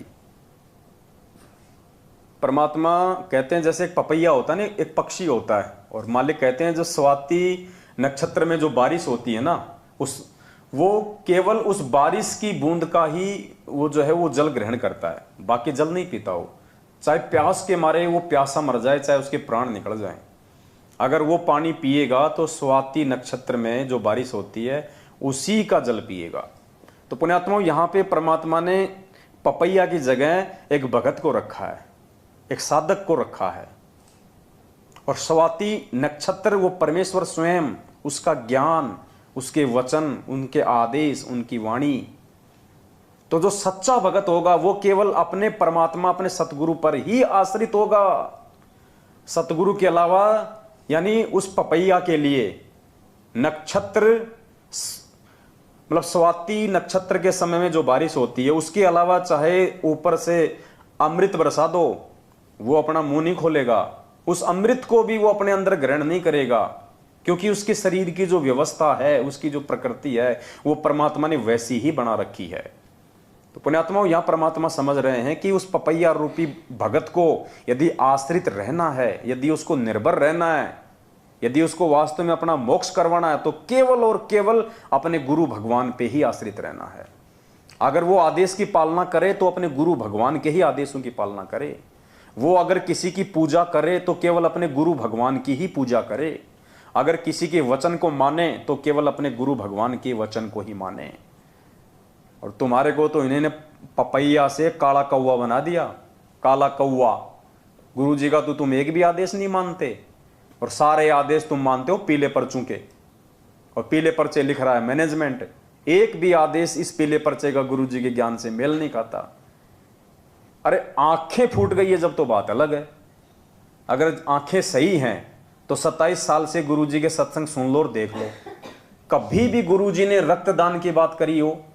दे दान की बात करी हो, कभी भी आश्रम में गुरुजी ने भक्तों को आदेश दिया हो कि बच्चों रक्तदान करो, दे दान करो, कभी भी गुरुजी ने किसी पार्टी विशेष को वोट दिलाया हो, जैसे मैनेजमेंट आए दिन कहता है कि बीजेपी को वोट दो, बीजेपी का समर्थन करो, बिल्कुल ही मतलब इस दिमाग में कोयला भर रखा है क्या? गधे से गधा आदमी भी समझ जाए इतने सत्संग सुन के परमात्मा के, और हम क्या कर रहे हैं? पपैये के बजाय कौवे की भूमिका निभा रहे हैं। तो भाई क्या मिलेगा फिर खाने को? लेटरिन मिलेगा, टट्टी खाएगा। फिर वो स्वाति नक्षत्र वाली बूंद तो भाई पपैये के लिए होती है, कौवों के लिए नहीं होती। फिर तुम्हारे काज नहीं सर सकते, और अगर किसी के थोड़े बहुत काज सर रहे हैं तो समझ लेना तुम्हारी बैटरी चल रही है, परमात्मा का आशीर्वाद नहीं चल रहा। तो परमात्मा कहते हैं जैसे पपैया बूंद का प्यासा पिया पिया रट लगाई। अब बताओ, तुम्हारे को सार नाम तो लेना था अपने सतगुरु से, पपैये को बूंद तो पीनी थी स्वाति नक्षत्र की, और पिला दिया उनको ऊपर से तेजाब। अरे तुम्हारे को ये सार नाम तो लेना था अपने सतगुरु से, जैसे पपैया बूंद का प्यासा। हमें वो सार नाम रूपी बूंद अपने सतगुरुदेव जी के मुख कमल से लेनी थी, और तुम्हारे को इन काल एजेंटों ने सार नाम के नाम पे वो तेजाब पिला दिया। तेजाब ये कह के कि ये स्वाति नक्षत्र की बूंद का जल है। तो बताओ तुम्हारे काज कहां से सरेंगे? भेड़ चाल में चलने वालों के काज कहां से सरेंगे? जैसे पपैया बूंद का प्यासा पिया पिया रट लगाई। हम लगा रहे हैं रट, हम सत्सेवक। देखो परमात्मा की महिमा, उनके आशीर्वाद से। हमारी औकात नहीं है, ना धरती पे किसी औकात है जो भगवान के विषय में एक शब्द उसकी महिमा में गा दे, क्योंकि भगवान की महिमा हर किसी के समझ में आएगी नहीं, उनके बस की बात ही नहीं है। तो भगवान सद्बुद्धि दे के समझाता है, वो खुद अपनी महिमा करवाता है। जीव के बस की बात नहीं है जो भगवान की महिमा कर दे। तो पिया पिया रट तो कौन लगा रहा है? ये साध संगत वाले भाई बहन लगा रहे हैं पिया पिया रट। अपने सतगुरु को पल पल याद कौन कर रहा है? उनकी महिमा कौन गाना आ रहा है? हम सार नाम की ओर में नहीं भागते, हम सार नाम की दौड़ में 15-15 हजार रुपए दे के अपना शिष्य धर्म को नष्ट नहीं करते। तो साध संगत से भाई बहन अपने गुरु को भोग लगा लगा के, उनको परमात्मा मान मान के उनको रिझा रहे हैं उनको। तो ये पिया पिया रट, ये सतगुरु सतगुरु रट कौन लगा रहा है? साध संगत वाले भाई बहन लगा रहे हैं। तो निर्णय कर लेना, आप लोग मैनेजमेंट की कुसंगति करके कव्य की श्रेणी में हो या साध संगत से जुड़ के पपैया की श्रेणी में हो। जैसे पपैया बूंद का प्यासा पिया पिया रट लगाई, प्यासे प्राण निकल जा बेशक और नीर ना भाई। हमें तो केवल सतगुरु के हाथों से ही सार नाम रूपी नीर पीना है, दूसरे के हाथ का तेजाब नहीं पीना, वो काला पानी नहीं पीना, कोयले का पानी नहीं पीना भाई। जो कोयले का पानी पिएगा फिर क्या होगा? उसका लीवर खराब होगा, फिर वो अकाल मौत मरेगा। देख लो आए दिन सैकड़ों लोग मर रहे हैं संगत में अकाल मौत। अरे और तो छोड़ो, ये जो राजस्थान के सोजत में जो इन्होंने फर्जी आश्रम बना रखा, अब की बार वहां पे इन्होंने जो प्रकट दिवस मनाया है, कल के अखबार में न्यूज आई है उनके प्रकट दिवस में जो भंडारा जो बच गया था, क्योंकि भंडारा इन्होंने 4-5 लाख के लिए बनाया, संगत वहां गई नहीं 1 लाख भी, तो भंडारा का क्या करेंगे? भंडारा इन्होंने फेंक दिया, भंडारा इन्होंने वहां पे नालों में फेंक दिया। और कल की न्यूज आई है 1 भैंस और 9 गाय मर गई वो खाना खा के। अरे बताओ, भगवान को भोग लगा हुआ अन्न खाने से कोई मरता है क्या? 1 भैंस और 9 गाय मरी है, इनके ऊपर मुकदमा करवाया कल वहां के लोगों ने। और जबकि गुरुदेव ने स्पष्ट बोल रखा कि ऐसे यदि कोई भंडारा यदि बच जाता है, पाठ का भंडारा, क्योंकि वहां तो पाठ चल रहा था ना, पाठ का यदि भंडारा यदि बच जाता है तो गुरुजी ने कहा कि या तो उसको जल प्रवाह करो या उसको जमीन में खड्डा खोद के डालो। इसी पुस्तक में लिखा हुआ है, इसी में। इसीलिए तो दास कह रहा है ना कि तुम्हारे को बिल्कुल विपरीत चलाया जा रहा है, इस पुस्तक के विपरीत।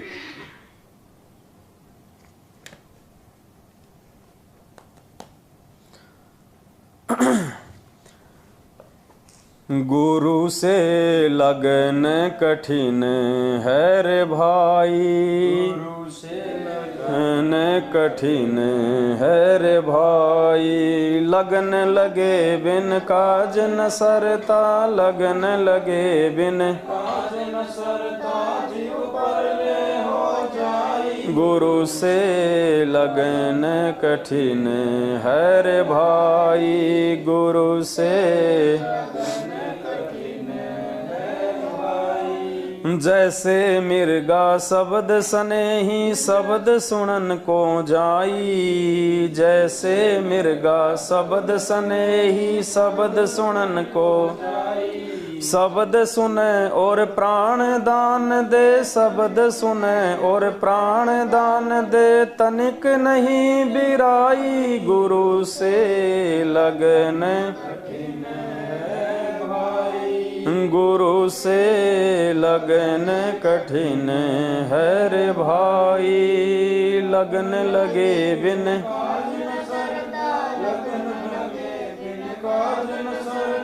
जीव पर ले हो जाई, गुरु से लगन कठिन है रे भाई, गुरु से लगन कठिन। आगे क्या कह रहे हैं परमात्मा, जैसे मिर्गा शब्द सनेही शब्द सुनन को जाई। परमात्मा ने बताया जैसे हिरण है और हिरण के अंदर एक कर्ण विकार है और उसकी नाभि के अंदर परमात्मा ने कस्तूरी बताई, और वो कस्तूरी प्राप्त करने के लिए जो शिकारी होता है वो क्या करता है, वो एक मीठी सी सारंगी पे एक वाद्य यंत्र आता है, एक म्यूजिकल इंस्ट्रूमेंट आता है जिसको बोलते हैं सारंगी, वायलिन जिसको बोलते हैं। वो एक ऐसी धुन प्रकट करता है, इतनी मीठी वो धुन प्रकट करता है कि वो हिरण जो होता है वो विवश हो जाता है, उसके आगे नतमस्तक होने को, उसे रहा नहीं जाता, और वो हिरण स्वतः आकर्षित होकर उस धुन के ऊपर उस शिकारी के घुटनों पे अपना सिर रख के बैठ जाता है, और शिकारी उसको मार देता है या फिर उसको पकड़ लेता है और फिर उसकी वो कस्तूरी जो नाभि में होती है वो निकाल देता है। तो क्या कह रहे परमात्मा, जैसे मिर्गा शब्द सनेही शब्द सुनन को जाई, शब्द सुने और प्राण दान दे, तनिक नहीं बिराई। उस शब्द को सुनने के लिए वो इतना विवश हो जाता वो कि वो अपने प्राणों की भी परवाह नहीं करता है। वो पुण्यात्माओं, इसी प्रकार परमात्मा यहां कह रहे हैं कि जो सच्चा भगत होगा, जो नेक भगत होगा, वो केवल अपने सतगुरु के ही वचनों को महत्व देगा, दूसरे के किसी भी आदेश को फॉलो नहीं करेगा। वो चाहे कोई कितना ही मीठा बोले, चाहे कोई कितना ही अच्छा लोभ लालच वाला कोई आदेश बताए, चाहे कोई कितना ही ऑफर वाला कोई आदेश बताए, बिल्कुल नहीं मानेगा। वो केवल अपने सतगुरु के वचन का ही इंतजार करेगा, अपने सतगुरु के वचन पे ही वो टिका रहेगा, सतगुरु का ही वो इंतजार करेगा, क्योंकि उसका जो भाव होता है, जो सच्चा भगत होता है, उसका भाव केवल अपने सतगुरु के वचन के प्रति ही होता है। दूसरे के वचन को वो मान ही नहीं सकता, चाहे कोई कितना ही अच्छा बताए, चाहे कोई कितना ही, चाहे उनके परिवार का कोई सदस्य बतावे, चाहे कोई कोऑर्डिनेटर बताओ, उसके अंदर वो जो गुण होता है वो मतलब वो जन्मजात होता है।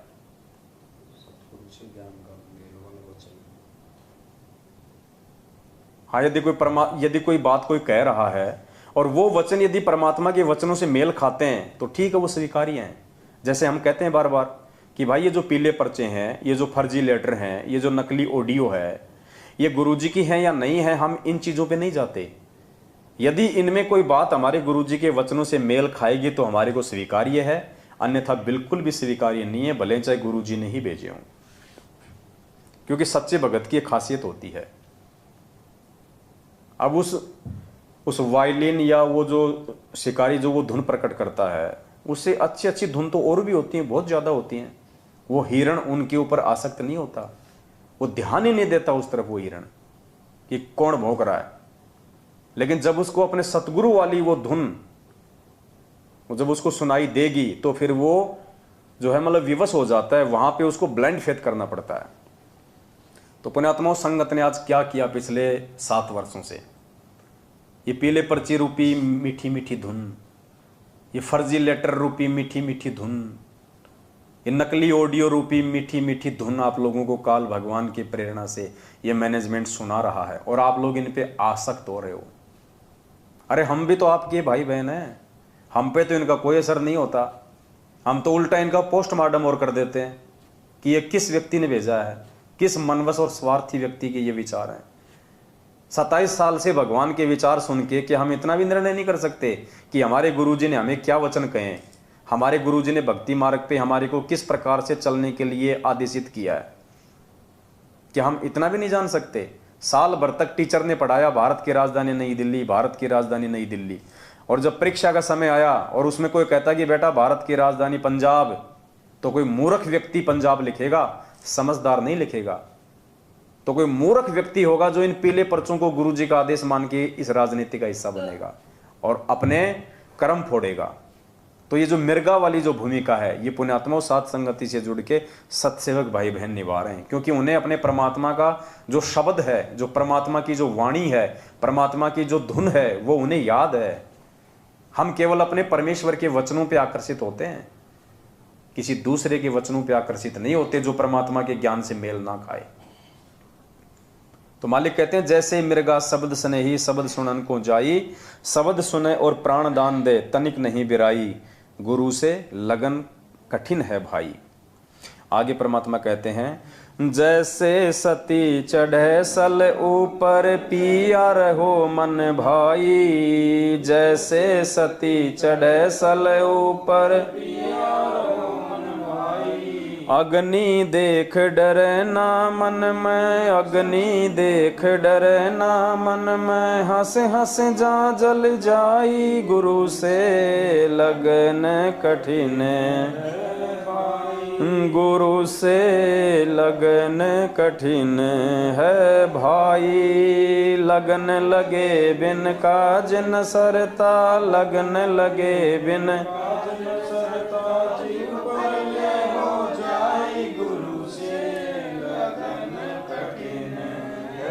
भाई, गुरु से लगन कठिन। क्या कह रहे हैं परमात्मा, जैसे सती चढ़े सल ऊपर पियो रहे मन भाई, अग्नि देख डरे ना मन में, हंस हंस जा जल जाई। परमात्मा एक दृढ़ भगत को समझाते हुए दृढ़ भगत को कह रहे हैं कि जैसे जैसे पहले के समय में परमात्मा ने बताया कि जब भारत देश अंग्रेजों का गुलाम था और हमारे देश में सती प्रथा थी। सती प्रथा यानी यदि किसी औरत का पति यदि मर जाता था तो औरत को उसकी चिता पे साथ साथ जो है वो जला दिया जाता था, उसको सती का नाम दिया जाता था। तो कहते हैं उस समय जो सती होती थी, जो औरत होती थी, उसके मन में ऐसे भाव भर दिए जाते थे। जब उसके पति की मृत्यु हो जाती थी तो उसके अंदर ऐसे विचार भर दिए जाते थे, उसके अंदर ऐसे भाव भर दिए जाते थे कि ना चाहते हुए भी वो आग में अपने पति के साथ बैठ के जलने से बिल्कुल भी नहीं डरती थी, नहीं घबराती थी वो। तो कहते हैं भगत का इतना ज्ञान सुनने के बाद में, इतने परमात्मा के वचन सुनने के बाद में, इतने सत्संग सुनने के बाद में, एक भगत का यह दृढ़ विश्वास हो जाना चाहिए अपने सतगुरुदेव जी के प्रति। वो इतना उनके प्रति मतलब आकर्षित हो जाना चाहिए, अपने गुरु को इतना समर्पित हो जाना चाहिए कि उसको अपने सतगुरु के अतिरिक्त, अपने गुरु जी के वचन के अतिरिक्त दूसरी कोई चीज उसको दिखाई नहीं देनी चाहिए उसको। और चाहे उसको कोई कितना ही उसको रोकने का प्रयास करे, कोई कितना उसको टोकने का प्रयास करे। कहते हैं जैसे सती चढ़े सल ऊपर पियो रहे मन भाई, अग्नि देख डरे ना मन में, हंस हंस जा जल जाए। वो आग को भी देख के नहीं डरती। उसके घर वाले कहते हैं कि ये छोड़ देना, ये तू क्या करेगी जल के, देख तेरे छोटे छोटे बच्चे हैं, इनको कौन पालेगा। उसको संपत्ति का उसको लालच दिखाया जाता है, उसको बाल बच्चों की मोह ममता में उसको मतलब फंसाया जाता है। लेकिन वो तो मतवाली हो जाती है, उस पर तो नशा सवार हो जाता है कि नहीं, अगर मेरा पति नहीं तो मैं भी नहीं, मेरे पति का कोई वजूद नहीं तो मेरा भी कोई वजूद नहीं। हमारे राजस्थान के सांबर में एक संत थे, उनके विषय में एक कथा प्रचलित है, मुझे उनका नाम नहीं पता, दोनों गुरु शिष्य का। तो उनके जो गुरुजी थे उन्होंने समाधि ले ली, उन्होंने अपना शरीर छोड़ दिया। और उसके बाद उनका आश्रम में जो एक परम भक्त था, उसने उसी दिन से अपनी आंखें बंद कर ली थी। पट्टी नहीं बांधी, ना आंखें फोड़ी, आंखें बंद कर ली उन्होंने। और उन्होंने कहा कि जब मेरा गुरु ही नहीं है इस दुनिया में तो मैं यहाँ पे मैं देखूं किस चीज को। और यहाँ की चीजें देखने के लायक है क्या? कौन सी वस्तु है जो देखने के लायक है? जब मेरा गुरु ही नहीं रहा, अगर दर्शन मैं करता तो केवल अपने मैं गुरु के दर्शन करता। दीदार यदि मैं इन आंखों से करूं तो मैं अपने गुरु के करूं, और कोई भी चीज यहाँ पे दीदार के लायक नहीं है। तो उसने अपनी आंखें बंद कर ली और आजीवन उसने अपनी आंखें नहीं खोली जब तक उसने शरीर नहीं छोड़ा। हालांकि तत्व ज्ञान की दृष्टि से ये मतलब उचित नहीं है, उन आत्माओं को ज्ञान नहीं था, लेकिन उनके भाव थे, उनका समर्पण था। तो हमने उनके उस अज्ञान को नहीं पकड़ना, हमने उसके अज्ञान के पीछे छुपे हुए अपने गुरु जी के प्रति प्रेम भाव और समर्पण को पकड़ना है कि ऐसे ऐसे भगत भी होके जा लिए। तो यहां ये शब्द में परमात्मा कह रहे हैं कि जैसे सती चढ़े सल ऊपर पियो रहे मन भाई, अग्नि देख डरे ना मन में हंस जा जल जाई। उसको कितना लोभ लालच स्वार्थ उसको दिखाया जाता, उसको डराया जाता, उसको धमकाया जाता है, लेकिन वो अपने सतगुरु के प्रति इतनी ज्यादा आसक्त हो जाती है, इतनी ज्यादा समर्पित हो जाती है, इतनी ज्यादा मतवाली हो जाती है, उसको दुनिया में फिर कोई दूसरी बकवाद उसको दिखाई नहीं देती। तो सच्चे भगत की तरफ परमात्मा यहाँ पे इशारा कर रहे हैं। वो सती समझो, सच्चा भगत, सत्सेवक, जब ये ज्ञान हो जाएगा कि धरती पे मेरा गुरु ही पूर्ण परमात्मा है, उसके बाद पुण्यात्माओं काल चाहे उसको कितना ही तोड़ने और मरोड़ने का प्रयास क्यों ना करे, चाहे काल उसको दूसरे नकली संतों और पंथों में जाने के लिए किन्हीं नकली संतों पंथों और उनके चेलों को चाहे निमित्त क्यों ना बनाए एक भगत को तोड़ने के लिए कि तेरे गुरु जी को मूल ज्ञान नहीं है, तेरे गुरु जी के पास तो खाली पवित्र ज्ञान है, तेरे गुरु के पास में सार नाम नहीं है, सार शब्द नहीं है, तेरा गुरु तो जेल में बैठा हुआ है, तू तो मर जाएगा उसके आने से पहले, उनको तो डबल डबल जो है उम्र कैद हो रही है। तो ये तो है काल भगवान के द्वारा जगत वाली विधि से हमारे को तोड़ने का प्रयास। तो कहते हैं जो सच्चा भगत होगा, जो परमात्मा का जो पक्का भगत होगा, जो दृढ़ भगत होगा, उसके तो कान के ऊपर जू भी नहीं रहेंगी उस सती की तरह। और दूसरा काल का दाव होता है संगत में से ही तोड़ने का। जैसे काल ने इस मैनेजमेंट को निमित्त बना दिया, ये रोज पीले पर्चों के माध्यम से हमारे को तोड़ने का प्रयास करता है, हमारी मर्यादाओं को खंडित करवाने का प्रयास करता है। ये रोज नकली ऑडियो फर्जी लेटर के माध्यम से भक्तों की मर्यादा तोड़वाने का प्रयास करता है। भक्तों को गुरुद्रोही के नाम पे डराया जाता है, धमकाया जाता है। भक्तों के घरों में जा जाके ये लोग पिटाई करते हैं। क्यों? काल का दबाव ऊपर से कि साम दाम दंड भेद, कोई भी घटिया नीति अपनाओ, मेरा आहार मेरे पास भेजो, इनकी मर्यादा तोड़ाओ। एक बार मर्यादा टूटी नहीं और वो भगत सतगुरु से दूर हुआ नहीं, उसके बाद काल इसको मार के अगले जन्म में इसको गधा बना के छोड़ देगा, फिर कोई टेंशन नहीं उसको। तो पुण्यात्माओं, इस प्रकार हमने उस सती की जैसी भूमिका निभानी है भक्ति मार्ग पे अपने सतगुरु के प्रति। जैसे वो अपने पिया के प्रति इतनी मतवाली हो जाती है, उससे अपने बच्चों का भी मोह दिखाई नहीं देता। तो गुरु जी हमें समझा रहे हैं कि नालायकों, ये पांचों यज्ञ की खीर खा खा के, साध संगति से जुड़ जुड़ के, ये प्रमाण और सबूत देख देख के इतने दृढ़ हो जाओ अपने गुरु जी पे कि ये यदि कल ही यदि आ जाए गुरु जी के, चल बेटा सतलोक, तो पीछे से ना तो उन बच्चों में कोई मोह होना चाहिए। जैसे वो सती को दिखाते हैं ना कि देख तेरे छोटे छोटे बच्चे हैं, तू कहाँ आग में जलने जा रही है, इनको कौन पालेगा, ताकि उसको दया आ जाए, ताकि उसका मन डिग जाए और वो आग में ना जले, सती ना हो। लेकिन वो नहीं सुनती, किसी की नहीं मानती। तो इसी प्रकार गुरुजी हमें उस सती वाली प्रोसीजर में लेके आना चाहते हैं कि तुम मेरे ऊपर इतने आसक्ति, इतने मत वाले हो जाओ कि गुरुजी ने कह दिया बेटा सामने कुआं है, कूद जा तो कूद जा, ये मत देख कि वो कितना ऊंडा है, ये झुक के मत देख, और ये मत कह कि गुरुजी इसमें तो पानी नहीं है, सूखा है, कहीं मेरा पैर ना टूट जाए। गुरुजी ने कह दिया कूद जा तो कूद जा, बस। गुरुजी ने कह दिया सामने बेटा पत्थर रखा है, इसको खाने लग जाओ, भले तुम्हारे दांत टूट जाएं। तो ऐसे परमात्मा हमें बनाना चाहते हैं, और वो हम बनेंगे कब? जब हमारी लगन हमारे एक गुरुजी से लगेगी। कागज की फोटो के अंदर हम घुसेंगे और उस नश्वर वस्तु को यदि हम भगवान मान के भोग लगाएंगे, वो तो पाखंड पूजा हो गई। फिर तो दुनिया वाले भी तो पत्थरों को भोग लगा रहे हैं। फिर हम में और दुनिया वालों में क्या अंतर हो गया? अरे फोटो को भी भोग लगाओ तो जो जिंदा है उसकी फोटो के सामने रख के लगाओ, और फोटो के मुंह में नहीं लगाना।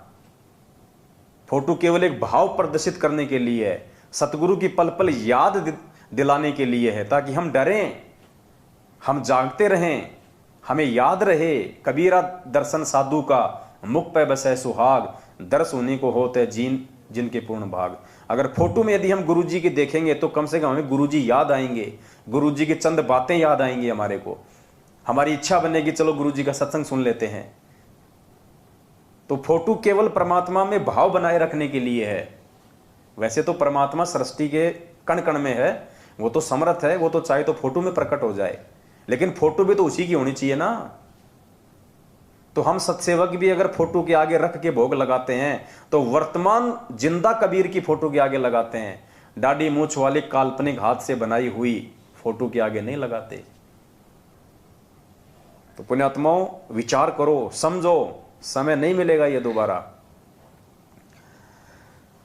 जैसे सती चढ़े सल ऊपर, जैसे सती चढ़े सल ऊपर, पिया रहो मन भाई, अग्नि देख डरे ना मन में, अग्नि देख डरे ना, हंस हंस जा जल जाई, गुरु से लगन कठिन है भाई, गुरु से लगन लगन लगे बिन काज न सरता, लगन लगे बिन गुरु से लगन कठिन है भाई, गुरु से लगन कठिन है भाई।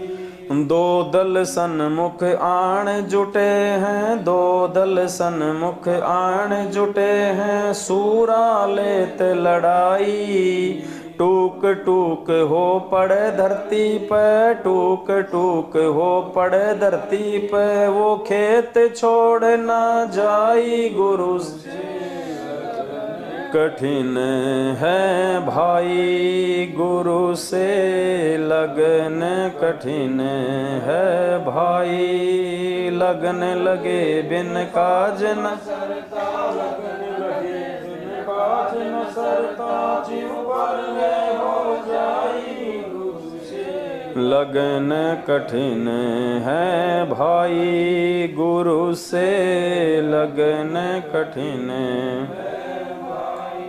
आगे पूज्य गुरुदेव जी एक भगत को सतगुरु के प्रति दृढ़ करने के लिए, उसको और ज्यादा विश्वासित करने के लिए परमात्मा क्या उदाहरण दे रहे हैं।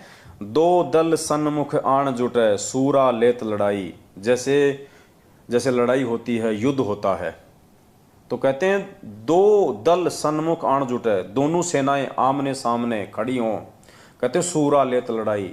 जो सूरवीर होते हैं, जो बहादुर होते हैं, जो पीठ दिखाना नहीं जानते, वो आपस में लड़ाई लड़ते हैं, वो आपस में एक दूसरे के सामने होते हैं। टूक टूक हो पड़े धरती पे, वो खेत छोड़ ना जाई। चाहे उनके शरीर के टुकड़े टुकड़े हो जाएं, लेकिन वो मैदान छोड़ के नहीं भगते। तब जाके वो सूरवीर की वो गति को प्राप्त होते हैं, वो शहीद का वो दर्जा प्राप्त करते हैं। तो यहाँ परमात्मा एक भगत को यहाँ पे रख रहे हैं कि दो दल सन्मुख आण जुटे, सूरा लेत लड़ाई। दो दल हैं यहाँ पे, एक इस काल भगवान का और एक इस परमेश्वर का, और सूरा लेत लड़ाई। अब इस लड़ाई को वो लड़ेगा जो सूरवीर होगा। एक लड़ाई तो चल रही है काल भगवान और परमात्मा के बीच में मर्यादाओं को लेके, दूसरी लड़ाई चल रही है इन दोनों के एजेंटों को लेके। काल का एजेंट ये मैनेजमेंट, सतगुरु के एजेंट ये साथ संगत वाले। तो कहते हैं सूरा लेत लड़ाई, जो सूरवीर होगा वो इस लड़ाई को जो है वो लड़ेगा। सूरवीर ही लड़ाई को लड़ सकता है, सच्चा भगत ही ये लड़ाई लड़ेगा, ये ज्ञान आधार की। और किससे लड़ेगा? परमात्मा कहते हैं वज्रबान की बोऊ बाड़ी, सतगुरु संत जीत हैं राड़ी। परमात्मा ने हमारे को तत्व ज्ञान रूपी ये वज्रबान दिया है, ये अस्त्र शस्त्र दिए हमारे को, ज्ञान आधार। ये तत्व ज्ञान रूपी जो ज्ञान है ये हमारा हथियार है, अस्त्र शस्त्र है। सतगुरु संत जीत है राड़ी। अब जो सतगुरु का संत होगा, जो सतगुरु का सच्चा भगत होगा, वो इस राड़ी अर्थात इस राड़ को, इस झगड़े को, इस फसाद को ज्ञान आधार से वो जीतेगा। तो कहते हैं दो दल सन्मुख आण जुटे हैं, सूरा लेत लड़ाई, टूक टूक हो पड़े धरती पे, वो खेत छोड़ ना जाए, वो मैदान छोड़ के नहीं भगेगा, इस परमेश्वर के मार्ग को छोड़ के नहीं जा सकता। गुरुजी कहते हैं ना कि वाणी है परमात्मा की कि 100 काल जग जोड़ ही, कौन सी है, पर द्वार छोड़ ना जाए। हाँ, गुरुदेव कहते हैं द्वार धनी के पड़ा रहे चाहे धक्के धनी के खा, 100 काल जग जोड़ ही पर द्वार छोड़ ना जाए। तो ये परमात्मा का द्वार, ये परमात्मा का ये रण क्षेत्र है, ये भक्ति मार्ग जो है, जो सतगुरु रामपाल जी भगवान ने हमारे को जो एक सेना के रूप में खड़े किया है, विश्वास करके हमारे को परमात्मा ने काल भगवान की सेना के सामने जो खड़े कर दिया, हमारे को तत्व ज्ञान रूपी अस्त्र शस्त्र देके हमको भगत बना के एक सैनिक के रूप में परमात्मा ने इस युद्ध मैदान में, इस आध्यात्मिक महाभारत में हमारे को परमात्मा ने आज लाखों भक्तों को जो है वो खड़ा कर दिया। अब मालिक कहते हैं कि कौन लड़ेगा ये लड़ाई, सूरवीर लड़ेगा, जो सच्चा भगत होगा वो लड़ेगा। टूक टूक हो पड़े धरती पे पर खेत छोड़ ना जाई। अब टूक टूक होके पड़ने का मतलब आध्यात्मिक मार्ग में क्या होता है कि तुम्हारे को डराया जाएगा, तुम्हारे परिवार वालों के द्वारा, तुम्हारे रिश्तेदारों के द्वारा, तुम्हारे ऑफिस वालों के द्वारा, तुम्हारे समाज वालों के द्वारा। कोई किसी का पति किसी को जो है वो तोड़ने का प्रयास करेगा, डराएगा, धमकाएगा, घर से निकाल दूंगा, मैं निकल जाऊंगा, मार दूंगा, ये कर दूंगा। तो कहते हैं जो सच्चा भगत होता है, जो सूरवीर होता है, जो सतगुरु का, कहते हैं टूक टूक हो पड़े धरती पे, यानी वो सारे संघर्ष सहन करेगा, हर किसी के कुबोल वचन सुनेगा, किसी का कोई प्रत्युत्तर नहीं देगा। क्योंकि पुण्यात्मा एक सत्संग में परमात्मा ने बताया कि भक्ति मार्ग में सूरवीर वो होता है जो सहन करता है। जैसे जगत की दृष्टि में तो सूरवीर उसको कहते हैं जो 20-30 को मार दे, उसको कहते हैं सूरवीर। लेकिन आध्यात्मिक दृष्टि में सूरवीर वो होता है जो किसी का मर्डर नहीं करता, किसी को दुखी नहीं करता, किसी को सताता नहीं है। सूरवीर वो होता है जो सहन करता है, जो संघर्ष करता है, उसको भक्ति मार्ग में सूरवीर कहते हैं। तो हमने परमात्मा के सूरवीर बनना है। मालिक ने हमारे को काल भगवान के एजेंटों के सामने, चाहे वो जगत वाले हों, दूसरे पंथ वाले हों, चाहे मैनेजमेंट वाले हों, हम सत्सेवकों को भगवान ने तत्व ज्ञान रूपी या अस्त्र शस्त्र देके इस महाभारत, इस धर्म युद्ध में खड़ा कर दिया, सात संगति वाले मैदान में। अब परमात्मा कहते हैं कि बच्चों टूट मत जाना, टूक टूक हो पड़े धरती पे, चाहे कोई कितना ही तोड़ने का प्रयास करें, ये कितना ही सात संगतियों में आके हमारे को रोकने का प्रयास करें, तोड़ने का प्रयास करें, पुलिस प्रशासन को लाके हमारे को डराने धमकाने का प्रयास करें, परमात्मा कहते हैं जो सूरवीर होगा वो टूटता नहीं है। कोई बात नहीं भाई, तुम तुम्हारा काम करो, हम हमारा काम करेंगे। तुम्हारे को तुम्हारे फादर काल भगवान ने जो जिम्मेदारी दी है तुम निभाओ, हमारे को हमारे पूज्य गुरुदेव जी ने जो जिम्मेदारी दी है हम उसको निभाएंगे। हमें लड़ना नहीं, हमें झगड़ना नहीं, हमें किसी के प्रति मन में कोई बुरा भी नहीं सोचना। हमने वो करना है जो गुरुजी चाहते हैं। बस हमें विश्वास रखना है अपने गुरुदेव के ऊपर और हमने निरंतर आगे बढ़ना है। अपनी सावधानी रखो और सात संगतियों में आगे बढ़ते रहो।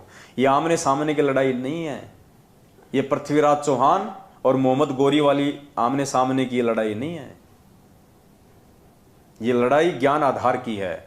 हमने अपना बचाव भी रखना है, परमात्मा के मिशन को भी आगे बढ़ाना है और भाई बहनों को भी समझाना है। तो हमने 2 कदम पीछे हटके चलना है, प्यार प्रेम के साथ में चलना है, समझदारी के साथ में चलना है। जल्दबाजी नहीं दिखानी, यहाँ पे मारकाट का मार्ग नहीं है। ये बदनामी अपने ही बाप की होगी, क्योंकि काल ने अपने भाइयों को सामने अपने एजेंट के रूप में खड़ा कर दिया। अब बताइए, हम लड़े तो हम किससे लड़े, विरोध करें तो हम किससे करें, अगर बुरा सोचे तो हम किसका सोचें, श्राप दें तो हम किसको दें। हमारे भाई सामने, उनकी बुद्धि अभी नादान है, वो काल प्रेरित है, वो समझ नहीं पा रहे, आगे चल के रोएंगे पछताएंगे, बात अलग है। लेकिन हमें तो भगवान ने समझदार बना दिया ना, तो हमने तो परमात्मा को प्रसन्न करना है। इनका भी किसी प्रकार से कोई नुकसान ना हो, हमने भरकस ये प्रयास करना है। हम 2 कदम पीछे हट जाएं, कोई दिक्कत नहीं है। शेर यदि 2 कदम पीछे हटता है तो वो डरता नहीं है, वो शिकार पे अपनी मजबूत और ज्यादा अपनी पकड़ को और ज्यादा मजबूत करने के लिए कि 2 कदम पीछे होकर फिर छलांग मारता हो। तो जब ये सात संगति में आवे, कोई ऐसी दिक्कत हो जाए, ये पुलिस प्रशासन को ले आवे, ये खुद भी 1 नंबर के ये गुंडे हैं, आपको पता ही है, ये भी लेके लठा जाते हैं, भक्तों को गाली गलौच मारने लग जाते हैं। 2 कदम पीछे हट जाओ, हाथ जोड़ लो, ठीक है भाई साहब, मार खा लेंगे कोई दिक्कत नहीं, गालियां खा लो, गाली खाने से कोई जो है वो फुनसियां नहीं होती हैं, कोई बात नहीं है। हम फिर एक नई सात संगति करेंगे, फिर 10, 15, 20 दिन बाद किसी भगत भाई बहन के घर पे करेंगे। तो हमने इस प्रकार से प्यार प्रेम से आगे बढ़ना है। और जब कल को इनकी भांग का नशा उतरेगा ना, फिर देखना पुण्यात्माओं, ये लोग मैनेजमेंट वाले, ये गुरुजी का भाई, ये गुरुजी की बेटा बेटी, ये गुरुजी की पत्नी, ये तुम्हारे कोऑर्डिनेटर नामदान वाले, तुम लोगों से नजर मिलाते समय भी इनकी गुद्दी नीचे रहेगी, इनकी गर्दन, कि इनको क्या जवाब दें हम। हमने इनके साथ में इतनी जातियां करी हैं, हमने इनको इतना जो है भला बुरा कहा, और तो और हमने पुलिस प्रशासन से भी हमने इनको डराने का प्रयास किया। कल को इन लोगों की गर्दन नीची रहेगी यूं हम सत्सेवकों के सामने, ये लोग बोलने के लायक नहीं रहेंगे। तो हमने हर प्रकार से मर्यादा में रहना है, हमने गुरु जी को प्रसन्न करना है। हमने यदि इन पे हाथ उठा दिया गलती से भी, पुण्यात्मा, वो कर्म का फल भोगना पड़ेगा। हम चाहे कितने अच्छे बन के रह रहे हैं, कितने मर्यादा में, अगर हमने मर्यादा तोड़ी तो मर्यादा टूटने वाला जो कर्म है वो हमने भोगना पड़ेगा। ये विधान है यहाँ का, अच्छे का अच्छा मिलेगा और बुरे का बुरा मिलेगा। तो वही बात है पुण्यात्माओं, अब तो थोड़ा सा ही समय ये शेष रहा है। परमात्मा एक सत्संग में हमारे को सुनाते हैं, वो वाणी मुझे ध्यान नहीं है, कोई नेट चल रहा है क्या किसी का? एक कथा है छोटी सी, आप सुनिएगा और उसके बाद आपको समझ में आएगा कि आज जिस प्रकार से, क्योंकि ये परीक्षा तो हमारी चल ही रही है, गुरुजी देखो इतना ज्ञान देके भगत के विश्वास की, धैर्य की, उसकी परीक्षा लेगा। अब इस परीक्षा में कितने लोग जल्दबाजी में और नासमझी में फेल हो चुके हैं आप देखना, और जो लोग हिम्मत बांध के रुके हुए हैं। देखो, मैनेजमेंट के साथ रह के गंदी राजनीति करना ये भक्ति मार्ग पे रुकना नहीं है। इससे अच्छा तो नालायक को भक्ति को छोड़ देते, कम से कम गुरु वचन तोड़ के ये कर्म तो ना बिगड़ते। रुकने का मतलब है गुरु जी के वचन पे रुकना, चाहे गर्दन कट जाए। गुरु जी ने कह दिया कि भक्तों को राजनीति से दूर तो दूर, फिर गुरु जी का भाई क्या, चाहे गुरु जी का बाप आके क्यों ना बोल दे, नहीं करनी तो नहीं करनी। तो ये कहानी है एक राजा और एक नाचने वाली की, और देखो कैसे उस नाचने वाले के एक दोहे ने कितने लोगों को पाप करने से बचा लिया। एक राजा को राज भोगते हुए काफी समय हो गया था, बाल भी सफेद होने लगे थे। एक दिन उसने अपने दरबार में एक उत्सव रखा और अपने गुरुदेव एवं मित्र देश के राजाओं को भी सादर आमंत्रित किया। उत्सव को मनोरंजन बनाने के लिए राज्य की सुप्रसिद्ध नाचने वाली को भी बुलाया गया। राजा ने कुछ सोने की मुद्राएं अपने गुरुजी को भी दी, ताकि यदि वे चाहें तो नाचने वाली की अच्छे गीत व नृत्य पर उसे पुरस्कृत करें। सारी रात नाच गान चलता रहा। ब्रह्म मुहूर्त की बेला आई, यानी सुबह 4-5 बजे का समय हुआ।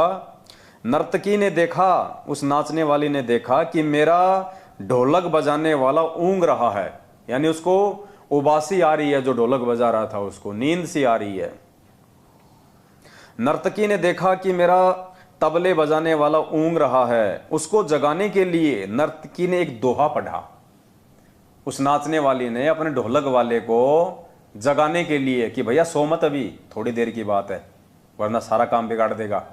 उसने एक दोहा पढ़ा, क्योंकि सबके सामने तो बोल नहीं सकती थी वो, इसलिए उसने एक दोहे के माध्यम से उस ढोलक वाले को जागरूक करना चाहा। और उसने क्या कहा, बहुत बीती थोड़ी रही, बहुत बीती थोड़ी रही, यानी रात जो है 75% बीत चुकी है। बहुत बीती यानी ज्यादातर रात बीत चुकी है भाई, थोड़ी रही, थोड़ी सी बची है भाई, सुबह होने वाली है। पल पल गई बिताए, और पल पल समय निकलता जा रहा है। एक पलक के कारण क्यों कलंक लग जाए। अरे एक पल के कारण, जब तूने पूरी रात ढोलक बजाया, अब थोड़े से समय के लिए क्या सो रहा है, क्या ऊँग रहा है, इस एक पल के कारण थोड़े से, क्योंकि 5 बजे तो आरती हो ही जाया करती थी पहले गांव में। जब माता जी का जागरण होता था 11 बजे तो वो मिस्त्री लेके बैठा करते थे, तबले बजाते थे, 1-2 महाभारत की या रूप बसंत की कहानी सुनाया करते थे। सुबह 5 बजे ओम जय जगदीश हरे करके अपना निकल लिया करते थे। तो 4-4:30 बजे वो तबले वाला ऊँग रहा था, नींद आ रही थी। तो नर्तकी ने उसको क्या कहा कि बहुत बीती थोड़ी रही, पल पल गई बिताए, एक पल के कारण क्यों कलंक लग जाए। कि थोड़े से समय के लिए क्यों राजा को नाराज कर रहा है, थोड़े से समय के लिए क्यों इस सभा में मेरी बेइज्जती करवा रहा है, क्यों अपने ऊपर ये कलंक लगवा रहा है भाई अपनी मंडली के ऊपर। तो उसने अपने तबले वाले को जगाने के लिए दोहा बोला था। अब उस दोहे का असर कहां कहां हुआ देखना आप पुण्यात्माओं। अब इस दोहे का अलग अलग व्यक्तियों ने अपने अपने अनुरूप अलग अलग अर्थ निकाला। तबले वाला सतर्क होकर ढोलक बजाने लगा। वो जाग गया तबले वाला कि यार बात तो ठीक कर रही है, जब पूरी रात तूने हाथ तोड़े हैं तो थोड़े से समय के लिए क्यों सो रहा है, कहीं राजा नाराज हो जाए, तेरे को ना कोई इनाम दे, उल्टा तेरे को जेल में और ठोक दे कि तूने हमारी पार्टी भंग कर दी। तो वो एकदम से सतर्क हो गया, अटेंशन हो गया, बढ़िया जो है वो तबला बजाने लगा। ये बात जब गुरुजी ने सुनी, राजा का जो गुरु था उसने जब ये बात सुनी, उसने ये दोहा सुना। कौन सा दोहा कि बहुत बीती थोड़ी रही पल पल गई बिताए, एक पलक के कारण क्यों कलंक लग जाए। जब ये बात गुरुजी ने सुनी तो उन्होंने सारी मोहरें उस नाचने वाली के सामने फेंक दी। वही दोहा नर्तकी ने फिर से पढ़ा तो राजा की लड़की ने अपना 9 लखा हार नाचने वाली को भेंट कर दिया। अब देखना आगे इन सब ने क्यों किया ये सब। फिर वही दोहा दोहराया तो राजा के पुत्र युवराज ने अपना मुकुट उतारकर नाचने वाली को समर्पित कर दिया। नर्तकी फिर वही दोहा दोहराने लगी तो राजा ने कहा कि बस कर। अब राजा हो गया, गुस्से में हो गया राजा को मालूम नहीं था क्या क्या हो रहा है यहां पे। तो राजा ने कहा कि बस कर, एक दोहे से तुमने वैश्या होकर भी सबको लूट लिया। राजा को चिंता होगी कि सब इसको भेंट कर रहे हैं, ऐसा क्या हो गया, इसने तो सबको अपने जाल में फंसा लिया। तो राजा नाराज हो गया उसके ऊपर, वो कहने लगा बस कर, एक दोहे से तुमने वैश्या होकर भी सबको लूट लिया। जब ये बात राजा के गुरु ने सुनी तो गुरुजी की आंखों में आंसू आ गए और गुरुजी कहने लगे राजा इसको तुम वैश्या मत कहो, ये तो अब मेरी गुरु बन गई है, इसने मेरी आंखें खोल दी हैं। ये कह रही है कि मैं सारी उम्र, यानी राजा के गुरु ने वैश्या के दोहे का क्या मतलब निकाला और कैसे उसकी आंखें खुली कि मैं सारी उम्र संयम पूर्वक भक्ति करता रहा और आखिरी समय में नर्तकी का मुजरा देखकर अपनी साधना नष्ट करने यहां चला आया हूं भाई, मैं तो चला। ये कहकर गुरुजी तो अपना कमंडल उठाकर जंगल की ओर अपनी साधना के लिए चल पड़ा। यानी उस दोहे का उस गुरु पे क्या असर हुआ कि रे नालायक, तूने बहुत बीती थोड़ी रही और पल पल गई बिताए, कि नालायक पूरी जिंदगी तो तूने साधना की, जंगलों में तूने तपस्या की भगवान प्राप्ति के लिए, और अब लास्ट समय में जब तेरा मोक्ष होने वाला है तो तू ये गंदे नाच देखने के लिए आ गया, अपने कर्म बिगाड़ने के लिए आ गया, तू अपनी भक्ति बिगाड़ने के लिए आ गया। तो राजा को इससे मतलब शिक्षा मिल गई और राजा ने उसके गुरु ने वो मोहरें उस नर्तकी को फेंकी और वापस अपनी साधना के लिए चला गया। अर्थात भक्तों को यहां पे शिक्षा लेनी चाहिए। पुण्यात्माओं, ये परीक्षा चल रही है हमारी और ये थोड़ा बहुत समय बचा हुआ, अब गुरुजी के जेल से बाहर आने का थोड़ा ही समय बचा हुआ है। बहुत बीती बहुत गई, क्या वाणी है, बहुत बीती थोड़ी रही। यानी पुण्यात्माओं, अब हमारी जो परीक्षा का जो समय था, जो परमात्मा 7 साल से ले रहे हैं, वो ज्यादातर समय हमारा बीत चुका है और थोड़ी रही, थोड़ा समय बचा है, 1 साल 1.5-2 साल का, हद मार के। वैसे तो मालिक की मौज है, समर्थ के विषय में हम आकलन भी नहीं कर सकते, लेकिन जीव बुद्धि के हिसाब से सोच रहे हैं कि हो सकता है परमात्मा 1.5 से 2 साल में दया कर दे, बाकी हो सकता है परमात्मा 2028 तक का भी स्वांग रस दे। वो तो मालिक है भैया, भक्तों को बिल्कुल नीले कपड़े की तरह निचोड़ के देखेगा। वो तो जो उसका रहेगा, जो उसका होगा, वो तो भैया सबरी की तरह 1000 साल भी इंतजार करेगा। तो कहने का मतलब है बहुत बीती थोड़ी रही और पल पल गई बिताए। यानी ये जो परीक्षा का समय जो पिछले 7 साल से 2014 बरवाला कांड से जो ये चल रहा है, तो परमात्मा हमें समझाना चाहते हैं इस दोहे के माध्यम से कि नालायको, तुम्हारी परीक्षा का ज्यादातर समय बीत चुका है। तुमने जो कष्ट, तुमने जो संघर्ष जो किया है परमात्मा प्राप्ति के लिए, वो ज्यादातर समय बीत चुका है। अब थोड़े से समय के लिए अपना धैर्य मत खो, अपने गुरुजी से अपना विश्वास मत उठाओ, लोगों की बातों में आके तुम अपनी भक्ति बर्बाद ना करो, इन पीले पर्चों की मान के अपनी भक्ति बर्बाद ना करो, मेरे परिवार वालों के झूठे आदेशों को मान के तुम अपना ये भक्ति धन बर्बाद ना करो। बहुत बीती थोड़ी रही, पल पल गई बिताए, एक पलक के कारण क्यों कलंक लग जाए। अब थोड़े से समय के लिए, जब तेरा गुरु आने वाला है, जब तेरा गुरु तुझे जो फसल तूने बोई है उसका परिणाम तुझे देने वाला है, थोड़े से समय के लिए क्यों अपना एक कर्म धर्म नष्ट कर रहा है, क्यों दूसरे पंथों में जाके अपना समय बर्बाद कर रहा है, अपनी भक्ति बर्बाद कर रहा है, अपने गुरु को बदनाम कर रहा है, अपने स्वयं के जीवन को बर्बाद कर रहा है थोड़े से समय के लिए। तो राजा के गुरु ने क्या किया, वापस शिक्षा लेके जंगल में चला गया अपने साधना के लिए।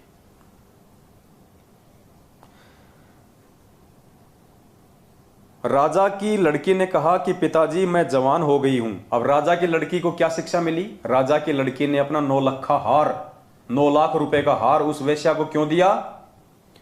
राजा की लड़की ने कहा पिताजी मैं जवान हो गई हूं, आप आंखें बंद किए बैठे हैं, मेरी शादी नहीं कर रहे थे, मैं आज रात आपके महावत के साथ, यानी जो हाथी चलाता है राजा का, हाथी का ड्राइवर, आपके हाथी के ड्राइवर के साथ भागकर अपना जीवन बर्बाद कर रही थी।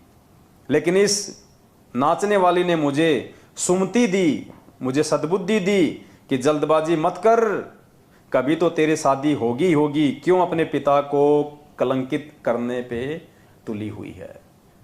तो उस लड़की ने इस दोहे का ये अर्थ निकाला कि नालायक, शादी तो राजा तेरी करेगा ही करेगा, आज नहीं तो 2 दिन बाद में कर देगा, तू क्यों फालतू में नौकर के साथ भग के अपने पिता को ये कलंकित कर रही है।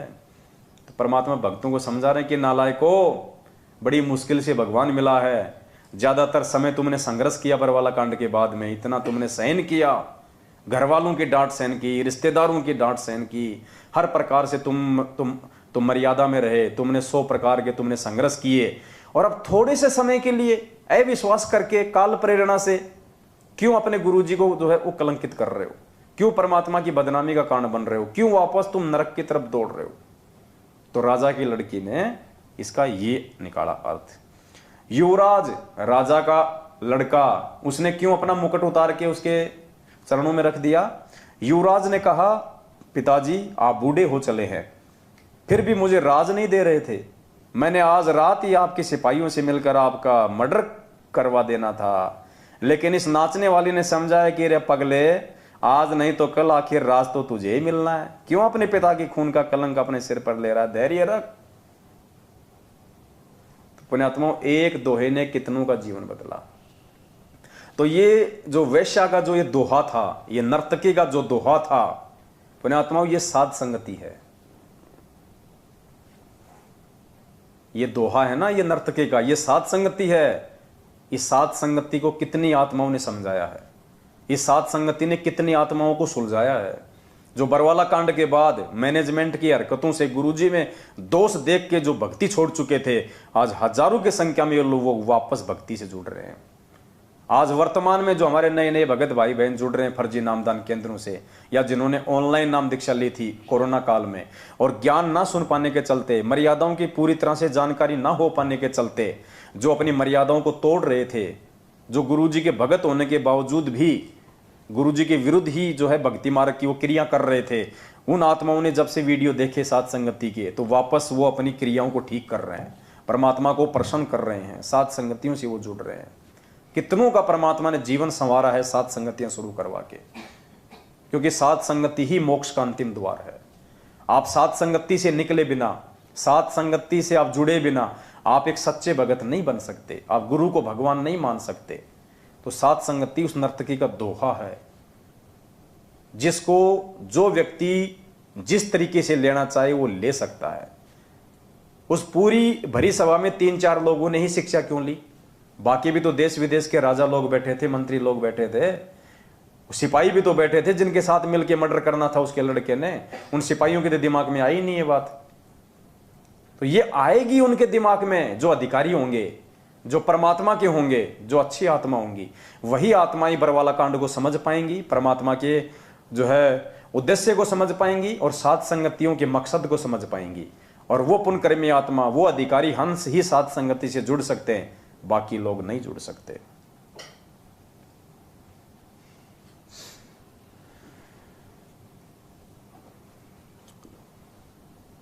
तो क्या बताया,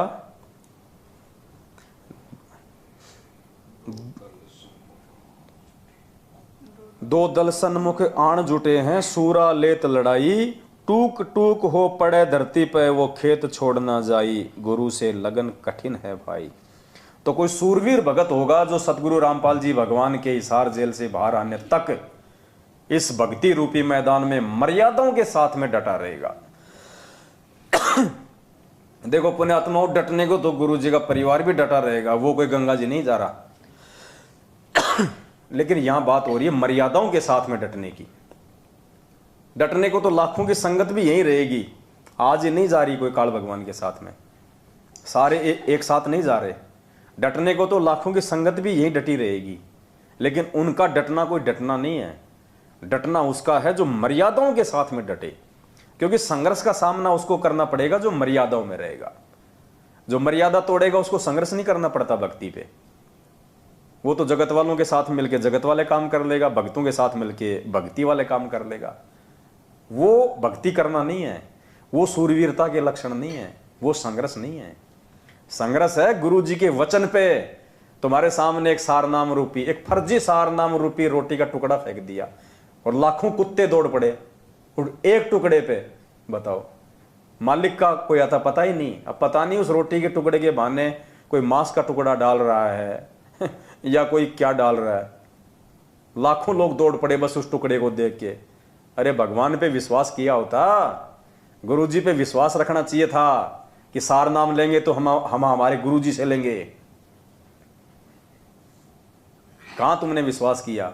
इसलिए तो कह रहा है बहुत बीती थोड़ी गई, पल पल गई बिताए, एक पलक के कारण है क्यों कलंक लग जाए। तुमने तो धैर्य खो दिया, इतना समय तुमने बिता दिया था और थोड़े से समय का तुम इंतजार नहीं कर सके। वो फर्जी सार नाम की दौड़ में तुम लग गए लाइन में, तुमने अपना कर्म धर्म नष्ट कर लिया, बर्बाद कर लिया। परमात्मा धैर्य की तो परीक्षा ले रहा था। अरे परमात्मा हमारे सील संतोष विवेक और धैर्य की तो परीक्षा ले रहा है कि नालायकों को मेरे ऊपर विश्वास भी है या नहीं है, इनको धैर्य भी है या नहीं है कि गुरु जी पता नहीं आएंगे या नहीं आएंगे। डबल डबल उम्र कैद की सजा हो गई, गुरु जी तो छूटने नहीं है। ले लो सार नाम, कहीं ये और ना मिले, हो गए फैल। अब उस सार नाम की बना के पुंगी अपने जेब में डाल लो या बच्चों को दे देना, वो बजाते रहेंगे। आए दिन मर रहे हो सारनामी, आए दिन अकाल मौत मर रहे हैं। वो सारनामी ज्यादा मर रहे हैं जो रोहतक से लेके आए थे। तुमसे अच्छी तो वो ढोलक वाला था जो जाग गया, वो राजा का लड़का था जो जाग गया, वो गुरु था जो जाग गया, वो लड़की थी जो जाग गई। और तुम मूर्ख परमात्मा से तत्व ज्ञान लेने के बाद भी ठोकर खा गए, तो तुम एक संभालने वाला फिर कौन है धरती पे भाई? जो भगवान से सद्बुद्धि लेके ठोकर खा रहा है उसको संभालने वाला दुनिया में कोई नहीं है। फिर अब तुम वही पाओगे जैसी तुम्हारी करनी है। जो तुमने बोया है गुरु जी के जेल जाने के बाद तुम वही काटोगे। मैनेजमेंट ने गेहूं बता के तुम्हारे को भांग का बीज दे दिया। अब क्या खाओगे जब आने वाले समय में जब भूखमरी फैलेगी, जब अनाज की कमी आएगी, त्राई त्राई मचेगी, भांग खाओगे? नहीं, जिसने गेहूं बोया वो गेहूं खाएगा, जिसने भांग बोई वो भांग खाएगा। तो ये पीले पर्चों के ऊपर, फर्जी ऑडियो के ऊपर, नकली लेटर के ऊपर, दे दान रक्तदान, इन कुपात्रों को ज्योति पाठ और दान का जिसने पैसा देके जो भांग का बीज बोया है उसको भांग खानी पड़ेगी। और भांग खाई नहीं जाती, भांग से पेट नहीं भरता। भांग खाओगे उल्टा और नशे में हो जाओगे। तो तुमने तो भाई अपने जो बचाव का एकमात्र रास्ता था उस विनाशकारी समय में भाई 90% भक्तों ने खो दिया। जगत की फिर भी भगवान रक्षा करेगा, क्योंकि जगत तो नादान था, उसको पता नहीं था। तुमको सारे हथियार देने के बाद भी तुमने लड़ाई क्यों नहीं लड़ी? भगवान ने तुम्हारे को तत्व ज्ञान रूपी मर्यादा रूपी हथियार दे दिए, फिर भी तुम निहत्थे बन के क्यों खड़े रहे? जवाब देना पड़ेगा।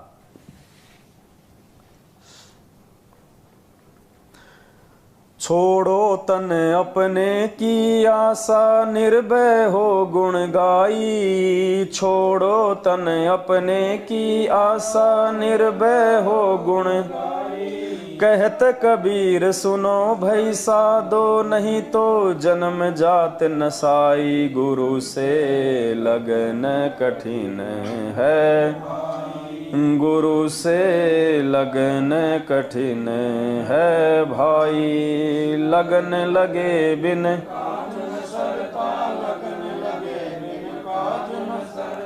जीव पर ले हो जाई गुरु से, लगन कठिन है भाई गुरु से। क्या कह रहे हैं पूज्य गुरुदेव जी? छोड़ो तन अपने की आशा, निर्भय हो गुण गाई, कहत कबीर सुनो भाई साधो, नहीं तो जन्म जात नसाई। तो परमात्मा कहते हैं भाई ये सारे आडंबर पाखंड हैं और अपने ये मरने मारने की जो भी आशा है ना, यह सब छोड़ दो। परमात्मा कहते हैं जिस मरने से जग डरे मेरे मन आनंद, कद मरूं कद पाऊं वो पूर्ण परमानंद। तो संगत को 90% संगत को तो दस्त हो रहे हैं। क्यों दस्त हो रहे हैं? कि आए दिन हमारे साथी मर रहे हैं, आए दिन। अरे वो भी सारनाम लाया था रोहतक से, अरे यार वो मर गया।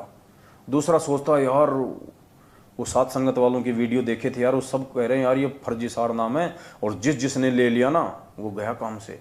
तो सबको दस्त हो रहे हैं कि तेरी कब टिकट कट जाए, क्योंकि मर्यादा तोड़ने वाले को विश्वास नहीं रहता, फिर ना उसको भक्ति पे विश्वास रहता, ना उसको गुरुजी पे विश्वास रहता। फिर काल उसके सिर पे बैठ जाता है, फिर उसके अंदर भय पैदा कर देता है।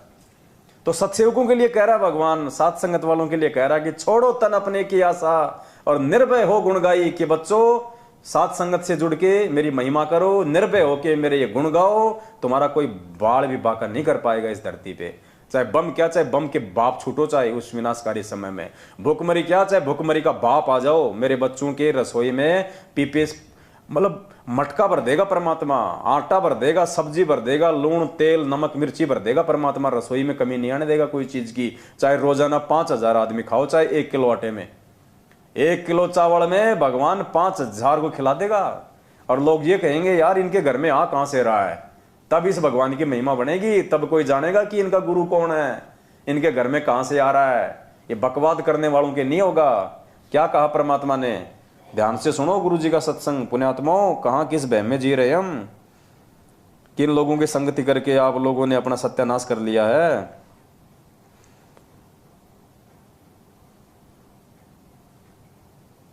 देखो क्या कह रहे हैं गुरु जी। परमात्मा अंतर्यामी उस विनाशकारी समय की एक झलक बता रहे हैं परमात्मा पहले ही। और क्या कह रहे हैं, ध्यान से सुनना। गुरु जी कह रहे हैं उस समय अगर तुम्हारे घर में 2 दाने नहीं होंगे तो परमात्मा सुबह आटे का मटका भर देगा। 2 दाने नहीं होंगे और आटे का मटका भर देगा, पिसा पिसाया। अब आटा देगा तो लूण भी देगा, मिर्ची भी देगा, तेल भी देगा, घी भी देगा, सब कुछ देगा परमात्मा, चावल भी देगा। फिर गुरुजी साथ में ये भी कह रहे हैं कि ऐसा भगवान उनके लिए करेगा जो भक्ति चाहेंगे, बकवाद करने वालों के लिए नहीं। तो ये पीले पर्चों के जो गुलाम है ना, ये बकवाद है। ये पीले पर्चों की जो गुलामी करते हो ना आप लोग, मैनेजमेंट की गुलामी, कोऑर्डिनेटर की गुलामी, रक्तदान, देदान, ज्योति पाठ का पैसा, काल्पनिक फोटो को भगवान मान के उसका प्रकट दिवस मानना, ये बकवाद में आता है। तो सुनो, अंतर्यामी परमात्मा ने पहले इशारा कर दिया आने वाले समय में क्या होगा। जैसे दास बार बार आपको कथा सुनाता है कि जिस समय परमात्मा के नाम से झूठी चिट्ठी लिखती थी कबीर जी के नाम से, और 18 लाख प्राणी साधु संत आगे थे। वो साधु संत कौन थे? घर छोड़कर जंगलों में अपने गुरुओं के पास भक्ति के लिए, भगवान के लिए भटक रहे थे। वो उनकी विशेष प्यारी आत्मा थी। अब वहां उन 18 लाख को 3 दिन तक झोंपड़ी में बैठे गरीब लाइन है, वो तो भगवान थे, लीला कर रहे थे। 3 दिन तक उनको वो भोजन खिलाया तो कभी सुना भी नहीं था उन महापुरुषों ने, भक्तों ने, साधुओं ने। और सोना की मोहर दी और 2 हर दी और छक्के हलवा पूड़ी कचौड़ी जलेबी छक छक खावा अच्छा बखावा जन्म के भूखे मरे तिंदरे भूखड़े खानिए थे होते। तो उनके लिए जब ये लीला कर दी, पृथ्वी का माल भी नहीं था, सतलोक से ला दिया जाता है। तो आने वाले समय में जैसे जनसंख्या बढ़ रही है, 100 वर्ष के बाद क्या खाएंगे ये, अगर ये माहौल नहीं बदलाते। फिर भगवान व्यवस्था करेगा। आपके घर में 2 दाने होंगे, तड़के भरा पाओगा मटका, पीपा भरा पाओगा टेगा, इस तरह कर देगा दाता आपके लिए। लेकिन भक्ति करवाने के लिए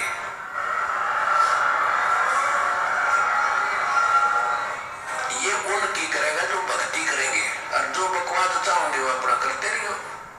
ठीक है, जैसा भक्ति भजन करेंगे उनका लाभ मिल जाएगा, लेकिन उसमें सैकड़ी रह जाएंगे। तो ये चमत्कार गुरुजी कह रहे हैं कि परमात्मा उनके लिए करेगा जो भक्ति चाहेंगे, जो बकवाद चाहेंगे उनके लिए नहीं। वो बकवाद करते रहो अपना, फिर जैसा उनका संस्कार है वैसा ही उनको मिलेगा। सुख तो सुख, दुख तो दुख, मृत्यु तो मृत्यु, जीवन तो जीवन।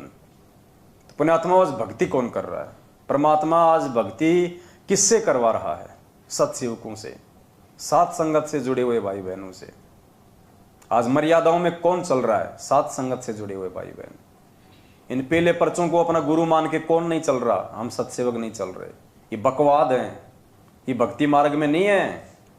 ऐसे आंख बंद करके कागज के टुकड़े पे तुम विश्वास करके कि ये गुरुजी का आदेश है।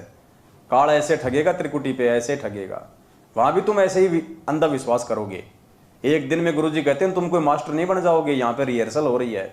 आज यदि तुम इतना ज्ञान लेके अंधे होके और एक कागज के टुकड़े पे विश्वास कर रहे हो कि गुरुजी का आदेश है, कल को ये काल तुम्हारा कोऑर्डिनेटर बन के खड़ा हो जाएगा वहां और बोल देगा पीला पर्चा आ गया, गुरुजी का आदेश है, 2 साल बाद चलेंगे, 7 लोग अभी नहीं चलेंगे। तुम क्या करोगे? मना ही नहीं कर सकते, वापस आओगे। क्यों? क्योंकि आज तुम्हारी वो ही रिहर्सल हो रही है। जब आज तुम विरोध नहीं कर रहे, आज तुम ज्ञान आधार से ये विवेचन नहीं कर रहे, तो कल को वहां जाने के बाद भी नहीं करोगे। क्योंकि गुरुजी कहते हैं जब शरीर छूटेगा ना तो मालूम थोड़ी चलेगा कि तुम मर गए, तुम त्रिकुटी पे जा रहे हो या तुम सत्संग में जा रहे हो। ऐसे सोचोगे मैं तो गुरुजी के सत्संग में जा रहा हूं, और सामने से आ गया आपका देशराज मान पहन के टोपी, वर्ल्ड कोऑर्डिनेटर। जब तुम छोटे छोटे कोऑर्डिनेटरों का आदेश मान रहे हो तो बड़े के तो मानोगे, और काल उसी का रूप बना के खड़ा हो जाएगा, बोला चलो आदेश हो गया गुरुजी का, 2 साल बाद आएगा विमान तब चलेंगे। 2 साल में तो काल तुम्हारे को गधा बना के छोड़ देगा। तो परमात्मा कहते हैं मालिक उनके साथ ये चमत्कार करेगा जो भक्ति चाहेंगे, जो बकवाद चाहेंगे उनके साथ ये नहीं होगा। तो पुण्यात्माओं, बस ये छोटा सा एक संदेश था जो परमात्मा ने प्रेरणा की। तो सभी भाई बहनों ने मिल बैठ के आप जियों के साथ एक छोटी सी सात्संगति कर ली। आगे भी परमात्मा समय देते रहेंगे, मौका देते रहेंगे, दया बख्शते रहेंगे, तो हम सभी भाई बहन आपस में मिलके छोटी छोटी ये ज्ञान गोष्ठियां, क्योंकि देखो परमात्मा के वचन के अनुसार आने वाले समय में ऐसा ही होना है। देखो जो मैनेजमेंट वाले भाई बहन ना, वो तो बहुत पीछे छूट गए। तुम तो हमें जिंदगी में नहीं पकड़ पाओगे। अगर तुमने 2 साल बाद शुरू किया, समझ में आने के बाद 1 साल बाद शुरू किया, तो हम 7 साल से जो काम कर रहे हैं तुम 1 साल में उसकी पूर्ति कहां से कर लोगे? तो तुम तो बहुत पीछे रह गए भाई लोगों, तुम तो बहुत पीछे रह गए। और सौभाग्यशाली है वो आत्मा जो कई वर्षों से साथ संगतियों से जो जुड़ी हुई है, एक रस। बाकी तो लोग आंधी की तरह आते हैं, 4 दिन बाद तूफान की तरह भाग जाते हैं। वो सोचते हैं वहां तो कोई पद मिलेगा, यहां कोई पदवाद नहीं मिलता भाई। यहाँ तो अगर भगत बन के रहना है, दास बन के रहना तो रहो। यहाँ कोई कोऑर्डिनेटर, कोई संभागीय कोऑर्डिनेटर, कोई सेवादार, कोई ये नहीं है। यहाँ कोई नेता नहीं है, कोई सरपंच नहीं है, कोई ठेकेदार नहीं है। सब भगत है यहाँ पे, सब सेवादार है। यहाँ प्यार प्रेम एकता पक्षपात रहित है जो सतलोक में है, जो परमात्मा के आश्रम में परमात्मा रखना चाहते थे, लेकिन काल प्रेरित उनके परिवार वालों ने रहने नहीं दिया। तो यहाँ बकवाद नहीं चलती, यहाँ भक्ति चलती है। अगर भक्ति करनी है तो साथ संगति में आओ, और अगर बकवाद करके अपना जीवन नाश करना है तो मैनेजमेंट के साथ में लगे रहो। फिर परमात्मा कहते हैं कि कौन सी वाणी है मालिक की? उनको देवगढ़ जोट, संतों के नहीं काम के उनको देवगढ़ जोट। चातुर प्राणी चोर हैं, मुगद गढ़ ठोट, और संतों के नहीं काम के उनको देवगढ़ जोट। जो बकवादी है ना, परमात्मा कहते हैं उनको तो उनके गले जोड़ दो, उनको तो उन्हीं के साथ रहने दो। वो संतों और भक्तों के काम के नहीं है, वो साथ संगत के काम के नहीं है। वो बैल है, उसको हड़ में जुतने में ही उसको मजा आता है। तो भाई और बहनों, बस ये छोटी सी विनती थी। परमात्मा ने दया बख्शी, आप सभी के बीच में आए बैठे। फिर से मालिक दया बख्शेंगे तो फिर छोटी छोटी सात संगतियाँ होंगी, और इन सात संगतियों का मकसद है हम कुछ सीखें, समझें, परमात्मा के प्रति अपने विश्वास को बढ़ाएं और मर्यादाओं में रहें, और परमेश्वर की भक्ति में आगे बढ़ के गुरु जी को प्रसन्न करें। और आने वाले विनाशकारी समय में हम अपनी रक्षा के हम स्वयं कारण बने। सत साहेब। बंदी छोड़ सतगुरु रामपाल जी भगवान की, बंदी छोड़ सतगुरु रामपाल जी भगवान की जय हो। बंदी छोड़ सतगुरु रामपाल जी भगवान की जय हो। सत साहेब।